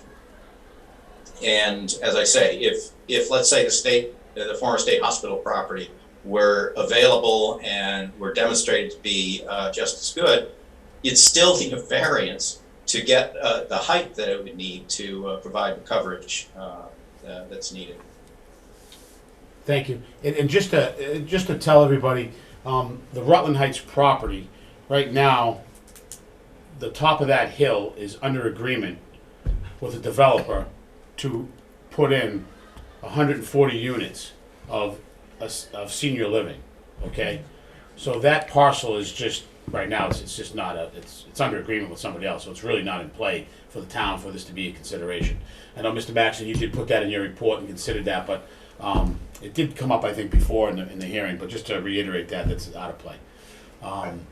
Yes? I just want to say Mr. Liptak has had his hand up for a while. All right, thank you. I'll come back to you. Let me just continue with somebody else here. Mr. Liptak, please go ahead. Your question to the chair, please. Robert Liptak, 319 Main Street. I had one thing I wanted to ask the consultant, but first, I just want to address this hardship issue. No one is forcing AT&T Blue Sky to build a tower. They came to Rutland and said, I want to build a tower. Okay, our town says, here's the laws. Now they come back and they say, oh, I want to claim hardship. Well, I think the Board of Appeals, you people know better than anything, that granting a variance is a big deal. It's what your work is, it's very important. And you don't grant them just for frivolous reasons or made-up reasons. And I believe that Blue Sky and AT&T have come here and declaring a hardship that they're creating on their own. In other words, they don't have to build here. They're creating a hardship, saying, oh, but if I build, I have to have 140 feet. I need this variance. But that's it's a made-up hardship, and you can't put a hardship on yourself. That's my comment there. Secondly, I do have a question for the consultant, if I may. Yeah, go ahead. I was reading the report, and I see a statement that says only minor gains are obtained at 116, 125, and 136 feet. What does he imply from that, and what is the recommended height from the consultant? I thought you covered that, David, but would you please reiterate that for Mr. Liptak, please? Yeah, I'd be happy to. So what I was saying was that that stacked coverage map of the different heights shows that 106 feet ought to work almost as well as 136 feet for AT&T. Then it's a question of how much extra height might be allowed under the special permit process to enable co-location of multiple carriers on the tower. And we're not exactly sure what that minimum height's going to be for the last carrier to come onto the tower, but from the applicant's willingness to drop 20 feet off the tower, and from the data that we have, that 106 feet works, but 71 feet doesn't. We've got some reasonable probability that a 120-foot tower will not only address AT&T's needs, but also provide for maximum co-location potential. The other way to go is just to be strict about it, say, well, AT&T is the wireless carrier here, and the evidence on the record says all AT&T needs is 106 feet. So approve a 110-foot tower. That might be short-sighted to do it in that way. Through the chair, what do you mean short-sighted? To approve something that is only sufficient for the current wireless carrier, knowing this is a competitive market, and that when you build a cell tower that can hold multiple wireless carriers, they will come over time. If it turns out that 106-foot approval is only good for 2 carriers, then either the tower will need to be extended through a permit process, or the tower would have to have a second tower placed either on the same property or on some other property affecting other residents. So while in the variance property process, you're looking at what's the appropriate height to allow under the variance process, under the special permit process, you've got this kind of best interest of the community approach, the purpose and intent of the zoning bylaw to consider. And kind of marrying those two decision-making processes in this hearing. Okay, if I may, to the chair, my response would be, this tower is being built for Blue Sky AT&T, and if they need 106, that's all they should get, and that would maybe fulfill their hardship, which you really don't have, and they shouldn't call any other worse hardship saying they need more. I guess that's my comment. Thank you, Mr. Liptick. No, I'll get back to you, ma'am. Mr. Akiki. John Rukiki, 17 Pratty Lane. The last thing two things I'd like to mention. One, I've never intimated that this committee was looking to make sure their costs or whatever. I'm just saying that's their focus and not necessarily ours. And I would agree that obviously Blue Skies, AT&T, Verizon, any wireless carrier, any business is trying to run their business on the least amount of cost as possible. That I would agree with you there. Great.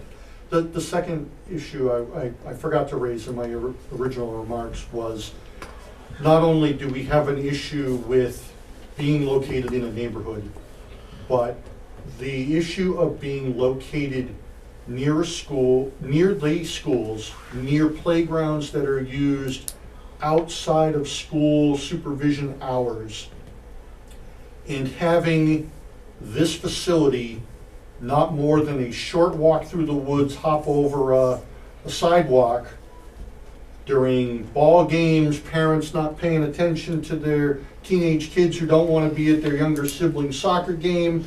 It's an attention seeking, and there is absolutely, because there is, it's not just the canopy cover that people worry about, but it's also, there's a woodedness around that site which will make observation of that site more difficult by police or anyone else to make sure that no one is ambling in there, causing problems, getting hurt, creating a safety hazard.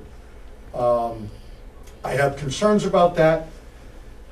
If my concern is merely to help you set conditions of what you end up doing, I would ask you to look at that.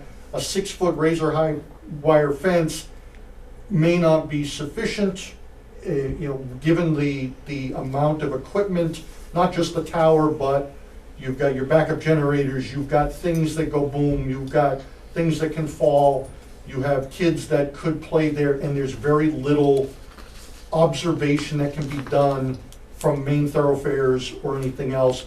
It's an isolated environment that is in a high traffic area. So that's my only comment to the board. Thank you.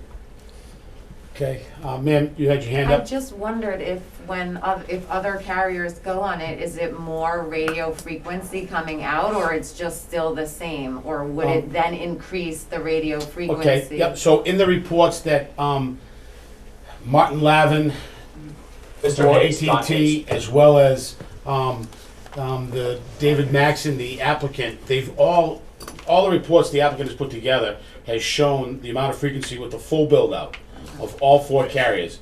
And the consultant, Mr. Maxon, has reviewed that. He said tonight that he's recommending not even requiring testing after these are all 4 built out, that it's so well far within the allotment by the FCC, if I'm speaking correctly, but they can probably speak a little nicer, but I don't think we really have to add that question. I think we've heard that answer. Okay, no, I'm sorry. Yeah, no problem, ma'am. Just happy to, that meant yeah, but that they have talked about that tonight a couple times, and that was clear. Yeah. Yeah, may I have another question? Thank you. Yeah. It makes perfect sense what you're saying, that the tower should be in the best location so that we have the most efficient towers operating in town. The town is here, and that's for the good of the town, as you said, for the good of the town. The town is here, and the town has signed the petition telling you what's good for the town, telling the board what's good for the town. So I think you have to, or I ask that you compromise, right? Maybe you have to go with the second most efficient location because it's least intrusive, and that will balance out better with what is good for the town based on what, at this point, hundreds of people have asked for. Thank you. Thank you. Thank you, ma'am. Okay. Any other public, sir? Your name and Yep, address, please. Keith, 12 Maple Ave. On some of the documents they provided for emissions, did they provide 5G standards on the pole? So they haven't, if they have, or what those will look like, that would increase radiation emissions from the tower, altering a 3.6 percentage. You know, and I think in the town bylaw, it says that they have to talk about proposed emissions even further out. So I don't know if they're gonna provide that. Is there the 5G, is this 5G, or do you want to just answer real quick? Is there any difference in the emissions to 5G? I thought we covered this in a previous meeting. I thought they said there was but nothing there. They label like So, 5 different. Attorney Susan, can you just answer that real briefly, please? Yeah, I would have to defer to Mr. Hayes. Don, I see you, if you could unmute, try to address that question more specifically.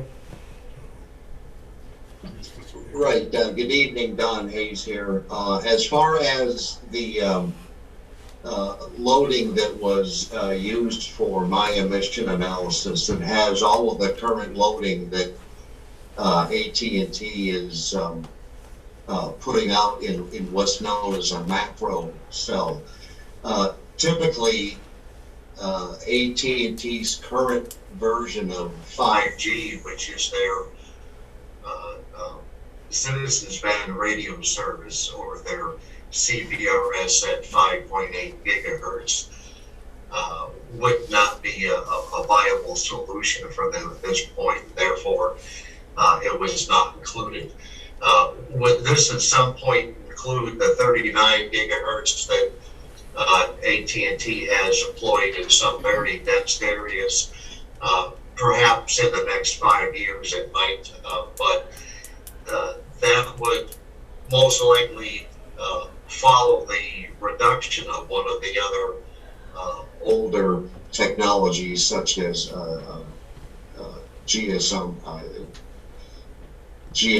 or something along that lines. And so therefore the emissions might change from let's see, the current value I have with just AT&T is 2.06. It may increase to 2.56 or 2.76, but it's not going to be appreciably different. Thank you, Mr. Hayes. And just as while we have the consultant available, Mr. Maxson, would you agree with Mr. Hayes's opinion there? Yes, basically. What we're talking about, and this is a common misunderstanding about 5G, that it's actually something different. It's not. 5G can be substituted on any existing frequency band. And so over time, as 3G gets turned off, they'll be starting to turn 5G on the same frequencies. So that's a wash. It's the same amount of energy.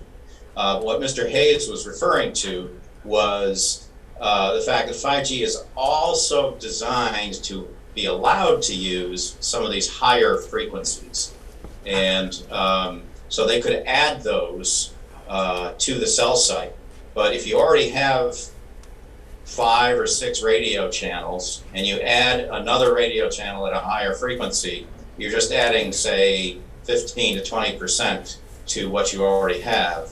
And that's how Mr. Hayes started with a 2 point something percent maximum possible of the safety limit. And he said, well, it might go to 2.5% because that's increasing that amount by 20 or 25% by adding another frequency sometime in the future. But that 25% is just still 2%. Ex-urban communities like Rutland, we're likely not to see a lot of that anyway very soon, because they're getting a tremendous amount of capacity just by putting more antennas than they have in steeple on the cell tower to cover those other frequencies. Thank you. Okay, anything else, sir? I took part in the petition with Carolyn and Dave. We spoke to a lot of people. Every one person on that could represent 5 people in a family. So it would be hard to hear a decision like this to go up tonight even. It's a 20-year project. They're gonna be around forever, You guys may be here on the panel committee for 2 years. You may continue further with that. So one decision that you'll make tonight could be a 30-year, 20-year fixed thing in the town. And, a lot of people are concerned. I would hesitate to vote tonight. I don't know if you will. It's a little scary for us, I would say. And, if everyone could make it, they would. They're not here. Last meeting, you mentioned there's only 10 people. Probably not going to oppose something if 10 people, over a decision 10 people have in town. It may have been a comment, okay. The quantity of people is irrelevant. Yeah, so then it doesn't matter what the public thinks then, I guess, right? Would that be fair to say if the quantity of people is... The quantity of people is irrelevant, sir. Their opinions are very relevant, whether it's one or it's all 10,000 people. Sure. So the quantity is irrelevant. So no, to answer your question, no, that's not the way I'm thinking. Okay. I'm not making opinions based on the quantity of people that show up. That I can assure you. Yeah. Okay? Well, I know there Just was so you some know. talk about there's always only the same few people here. Well, I think that's true with every board, Yeah. even at the town meeting, only 200-300 people show up, Yes, right? We got 10,000 yep, and you almost, whatever, always 8,000 hear- people. So, I understand that, but let's stay on point with the cell tower. What's your point? Jeez. I mean, people are very concerned about it. This woman behind us made very amazing points about how she has to bring her kids to school. She's gonna have to see that tower next to the school. Every parent in town will have to see that tower next to a school. Whether it's camouflage or not, it will be radiating for 20... I think we've talked about the radiation. I know, That's we have. really not a major concern For you so guys, I don't yes, really want to of have course. that brought up much more. Yeah, I've heard I about can that from tell an it. opinion, I and can tell just that. trying to progress the meeting along here, sir. Yeah, I know. Sorry, but Yeah, Hope so you understand. I think- obviously you know where a lot of us stand. I think Jason's always made similar points of what people think in town. We're just hoping you guys think this out a little bit further than even tonight, Thank you, sir. Thank you. Yep, sure. I'm sorry, I just want to add one last thing. Yep. As far as people, people don't know about this. I missed the first three. I didn't really know about it. I think in the Mass General laws, I looked up because you had mentioned topography last time, and I had to look up some things. And it said that all the affected parties needed to receive a mailing. And I feel like if the people that attend that school, those families received a mailing, more people would be aware. You know what I mean? So you could get more input from more people. I don't know exactly how that works. I just think there's some contention as to how many people. I hear your point. Unfortunately, it's the town owns that property. So when you look at the abutters list that is in their application, it's a public document on the website. You'll see all the property owners, basically. It's not the people. For instance, if there was a business that was associated, like Dunkin' Donuts, every worker in Dunkin' Donuts is not notified. It's the person that owns that property. They are notified. Okay. Again, I don't. Just so you know, I'm just telling you the way it works, sir. I mean, whether you like it or not, or whether it's right or wrong, we're not here to dispute that. I'm just telling you that's the process. That's all. So the way it's worded is impacted parties. So it doesn't just in the law itself. I don't know where the bylaw is different, and I don't know what overrides what. But as far as the Mass General law, it says impacted parties, and I feel like that's an impact. They're being impacted. And again, I just say it so that you have more of a sample to take from, because maybe people do want it, like you said. Maybe people will come here and argue for it. I don't know. Yeah. I just think it's something to consider. Okay. Thank you. Thank you. All right. All right. So, seeing no other questions or comments at this time, we'll Make a motion to close the public. close the public. Okay. Second. James seconded. All right. Any discussion regarding closing the public comments session? No? All right. Rick, any discussion? I don't see you. Is he there? Yeah. Yeah. Okay. Yeah, I'm I'm here. All right. So all in favor to close the public discussion? Aye. Aye. Okay. Hearing no nays, that's unanimous. Okay, so personally, I would like to go. There are some actual site plan things just to discuss. Attorney Sousa at some point. It's 8 o'clock now. I don't know where we want to go with this. Do we want to continue this? Do we want to try to? I'd like to continue to talk, discuss, and possibly vote on the variance. Okay, all right. So let's talk about the variances. And there's also some waivers too that we need to discuss, correct? Like, well, for instance, waiving the testing. They requested that, I believe. I've got it in my application here. There's a whole bunch of, there's a section in this application of some waivers. So that'd be, for that. conditions. So it's exactly, and there's a whole order of conditions we're gonna have to probably draft up with this as well. Yep. I guess, before we start digging into that, I mean, what's the general opinion of everybody on the board here? Where do you guys kind of stand? Some of you folks held your opinion. Would you like to Chris, say do anything? you want me to go first because I was bringing this up earlier? Sure. You want to hear from Paul? Go right ahead, Rick, go ahead. You want me to go? Yep, yes, please, Rick, Okay. go right ahead. All right. You know, I am really I am basically at this point convinced that there is a need for another tower. I'd really like to see it somewhere else. I don't see why they can't build a tower behind the library, somewhere in that area that's not where there's a bunch of houses. It's a higher elevation. It's within a few hundred feet of where the existing steeple is. I don't see why they can't build it there. Rather than build it near the schools, get parents upset, get people who live in that area upset. I don't see why they can't do that. On the other hand, I think that their proposal to lower the height to 120 has merit, and I do think that that site has some merit as well. So I'm just going to, I haven't made up my mind. I'd like to hear what Paul has to say, so because the rest of you kind of already spoke.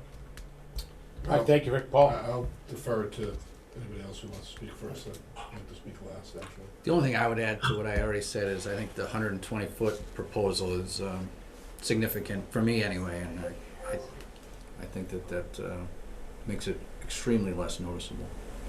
I agree.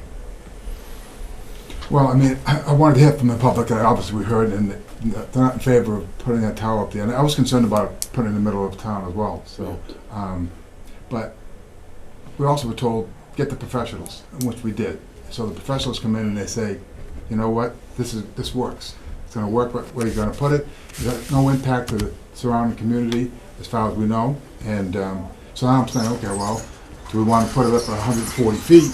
And then, say the bylaw says 75 feet. Well, how do we get a 650-foot tower in our town? Yeah, that was previous to the bylaw, just so you know. Okay, it was previous, but I'm like, look at the size of that. I mean, it's 650 feet, we're talking, now they came back and said 120 versus 140. And I'm thinking, well, that's pretty significant in itself, that we're gonna drop it down, talk about the tree line, and, you know, whether you can camouflage it or not. But now I'm saying, well, we've got, everything's positive that's coming back from the individuals we've asked for, their input from, because we're not professionals with this. I mean, no.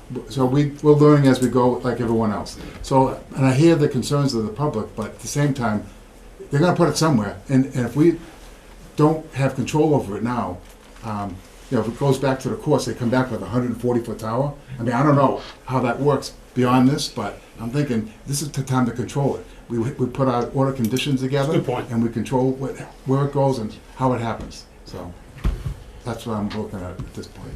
Okay, thank you. Paul? All right, well, I do believe it is the best place to put it. I have a degree in advanced math. I've looked at this stuff. All their numbers are correct.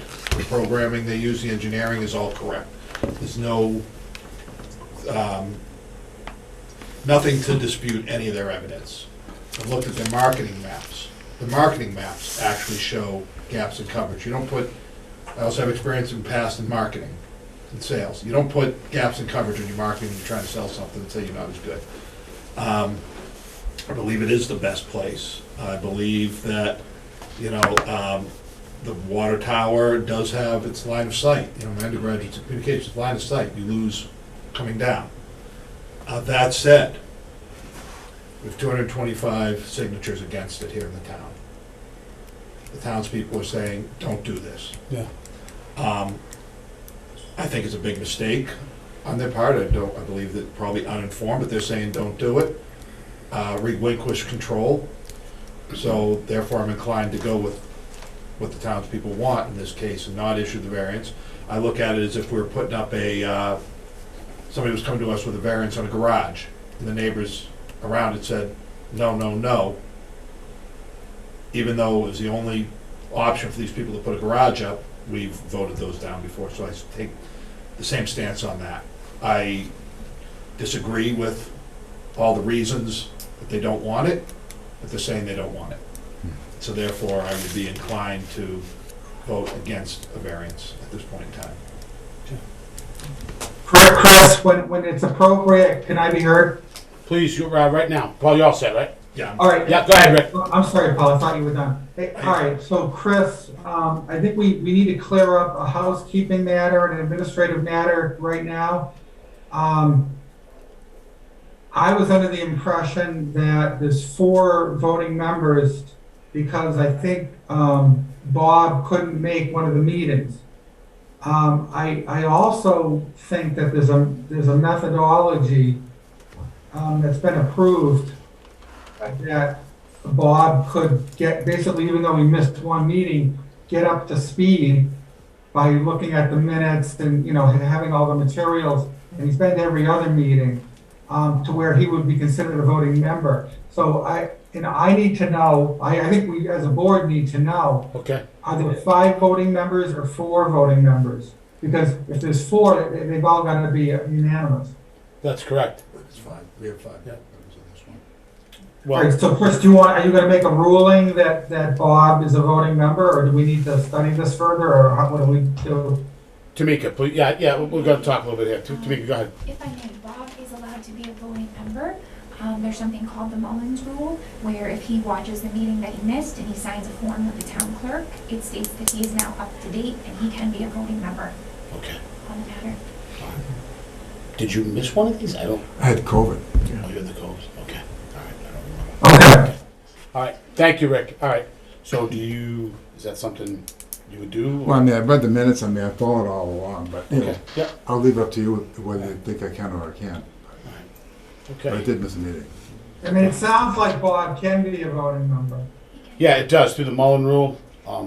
Yes, and several other boards. This happens often. This happens often, and they just sign the form and. Correct. It doesn't eliminate them from being able to Okay. vote on the matter. So if you're willing to sign the form, I have no problem with you being a voting member. Mm-hmm. All right. Sure. So I do think, again, I think there's still a few things. There's a little uneasiness on the board. There's some things in the site review, particular small things that we would like to go. I would like to dig into. Your opinion is you're going to vote down the variance. That's where you stand right now. At this Correct. point in time, yes. Okay. I mean, I think we separate the variance and the site plan as 2 different things. It doesn't make sense to go forward with a site plan if we don't issue the variance. And I'm not asking how people vote, but it doesn't make sense to go delving into site plan stuff if they don't get the variance, if they want, Yep. So I don't think we need to. And just as a comment to your thing, this is a very difficult decision. Mm-hmm. In governing, there really never is one simple silver bullet solution. It's nice when there is, but we all know all you gotta do is turn the TV on at night at 6 o'clock, and boy, you'll see there's not many people that can agree on color of black or white these days. With that said, again, I just try to look at this as what's the best for this town.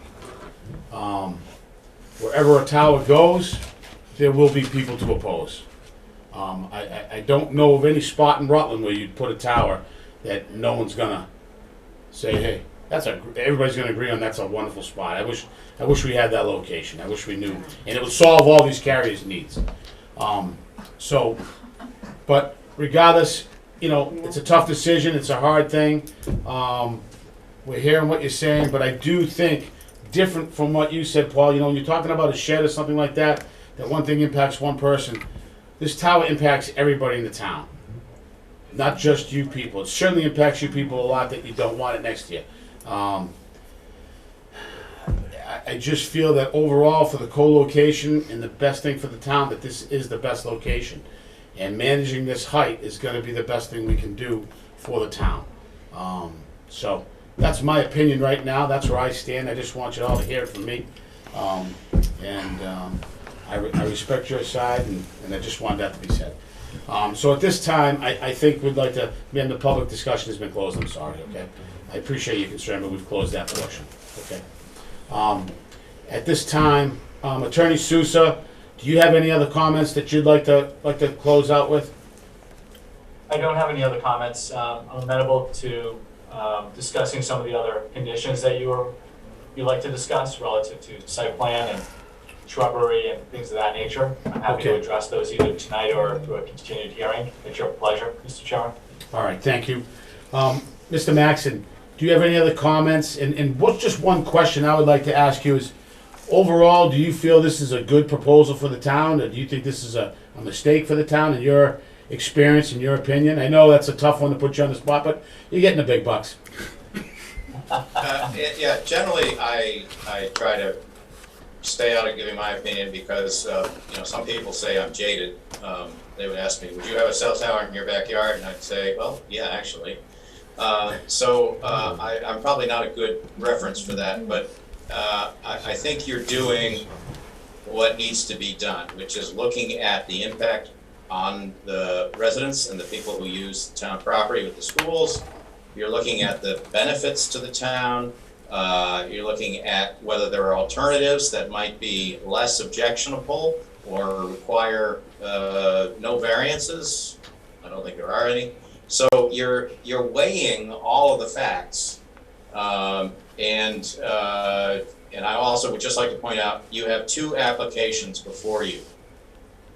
And I'm not a lawyer, but there are 2 applications before you that probably should have decisions. Yes, they'll both be voted on. That's correct. Okay. So what's your opinion? Do you guys want to continue this, or do you guys feel we should be voting on this tonight? And I'd like to vote on the variance tonight. With the, and when I say that, with the waiver of, or acceptance of their waiver requests, but I would want to still have sound testing done.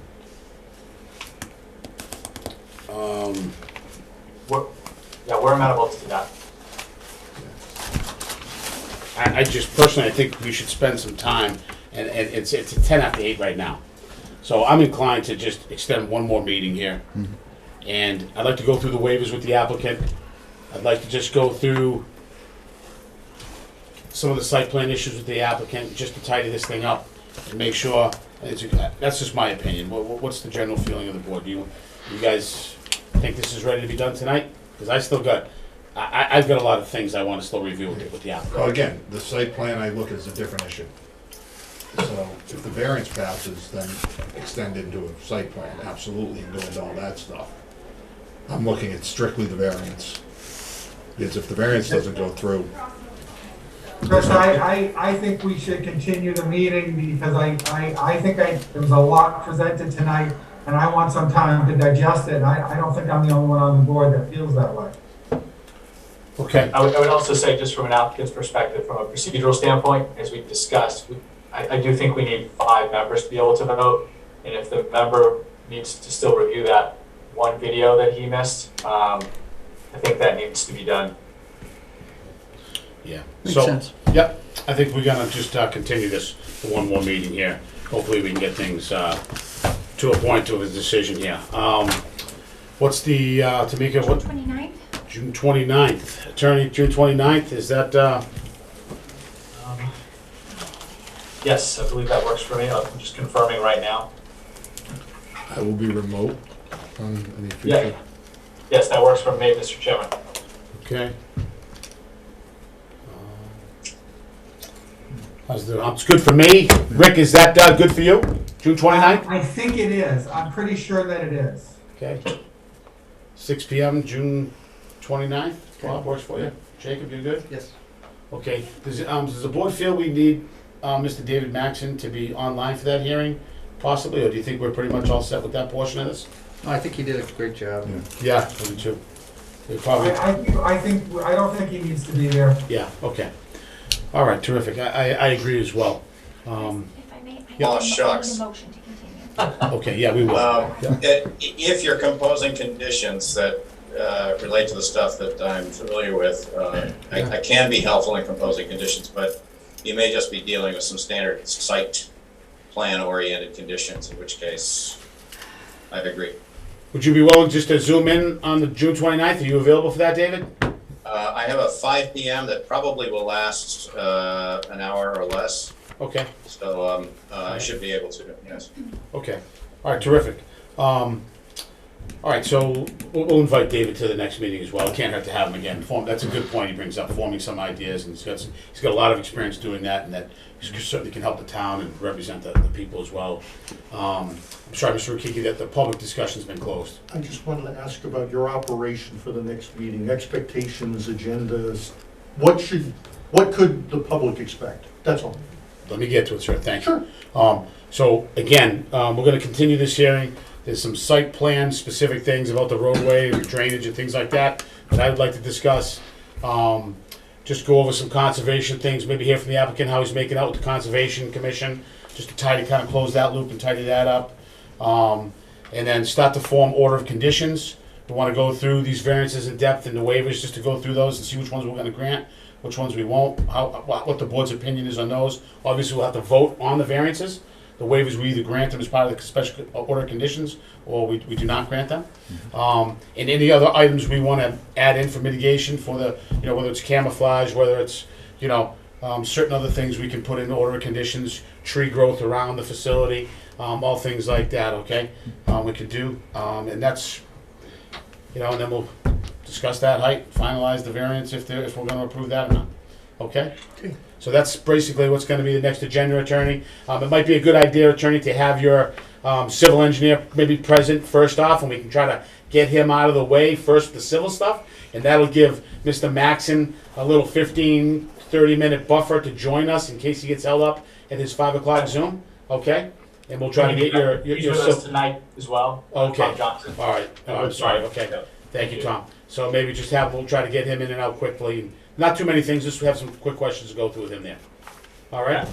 The board, Jacob, do you have something? Anything else? No, we need to vote, right, to, Yep, So procedurally, I just want to be clear on something, just because earlier you made a motion to close the public hearing.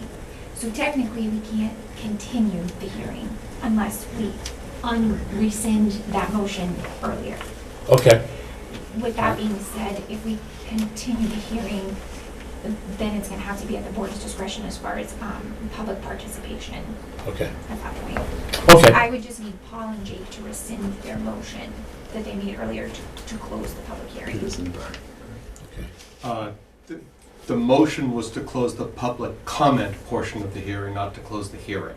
Do we need a motion for that? No, Correct. you don't. Okay. So that whole vote was meaningless because it didn't actually impact the public hearing in proper. So the public hearing is still open, and any information you're going to take from any source that will impact your decision-making process has to be done in the context of a public hearing. So any discussions that you do has to be, that would impact that, have to be done before you continue the hearing. If you're going to do that at the next hearing, you can continue straight away. Okay. And can the public still speak, Peter, next hearing? Yes, absolutely. Okay. Okay. All right. Okay. So can we So make a, right now, we just need a motion to continue the hearing. And I will change the wording on the other motion to say it was just to close the public comment. Yeah, not just the to hearing close the public itself. comment for tonight, yeah. Yep, so for now, we just need a motion to continue. Okay. I'll make the motion. Bob makes second? second? Jacob second. Any discussion?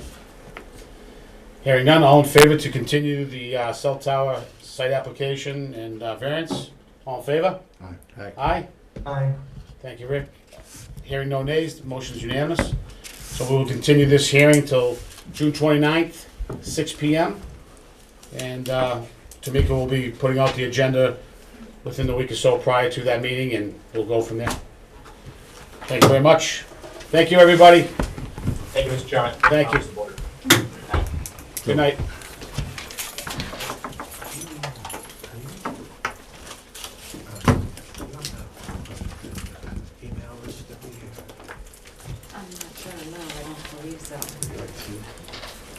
Do you have anything further?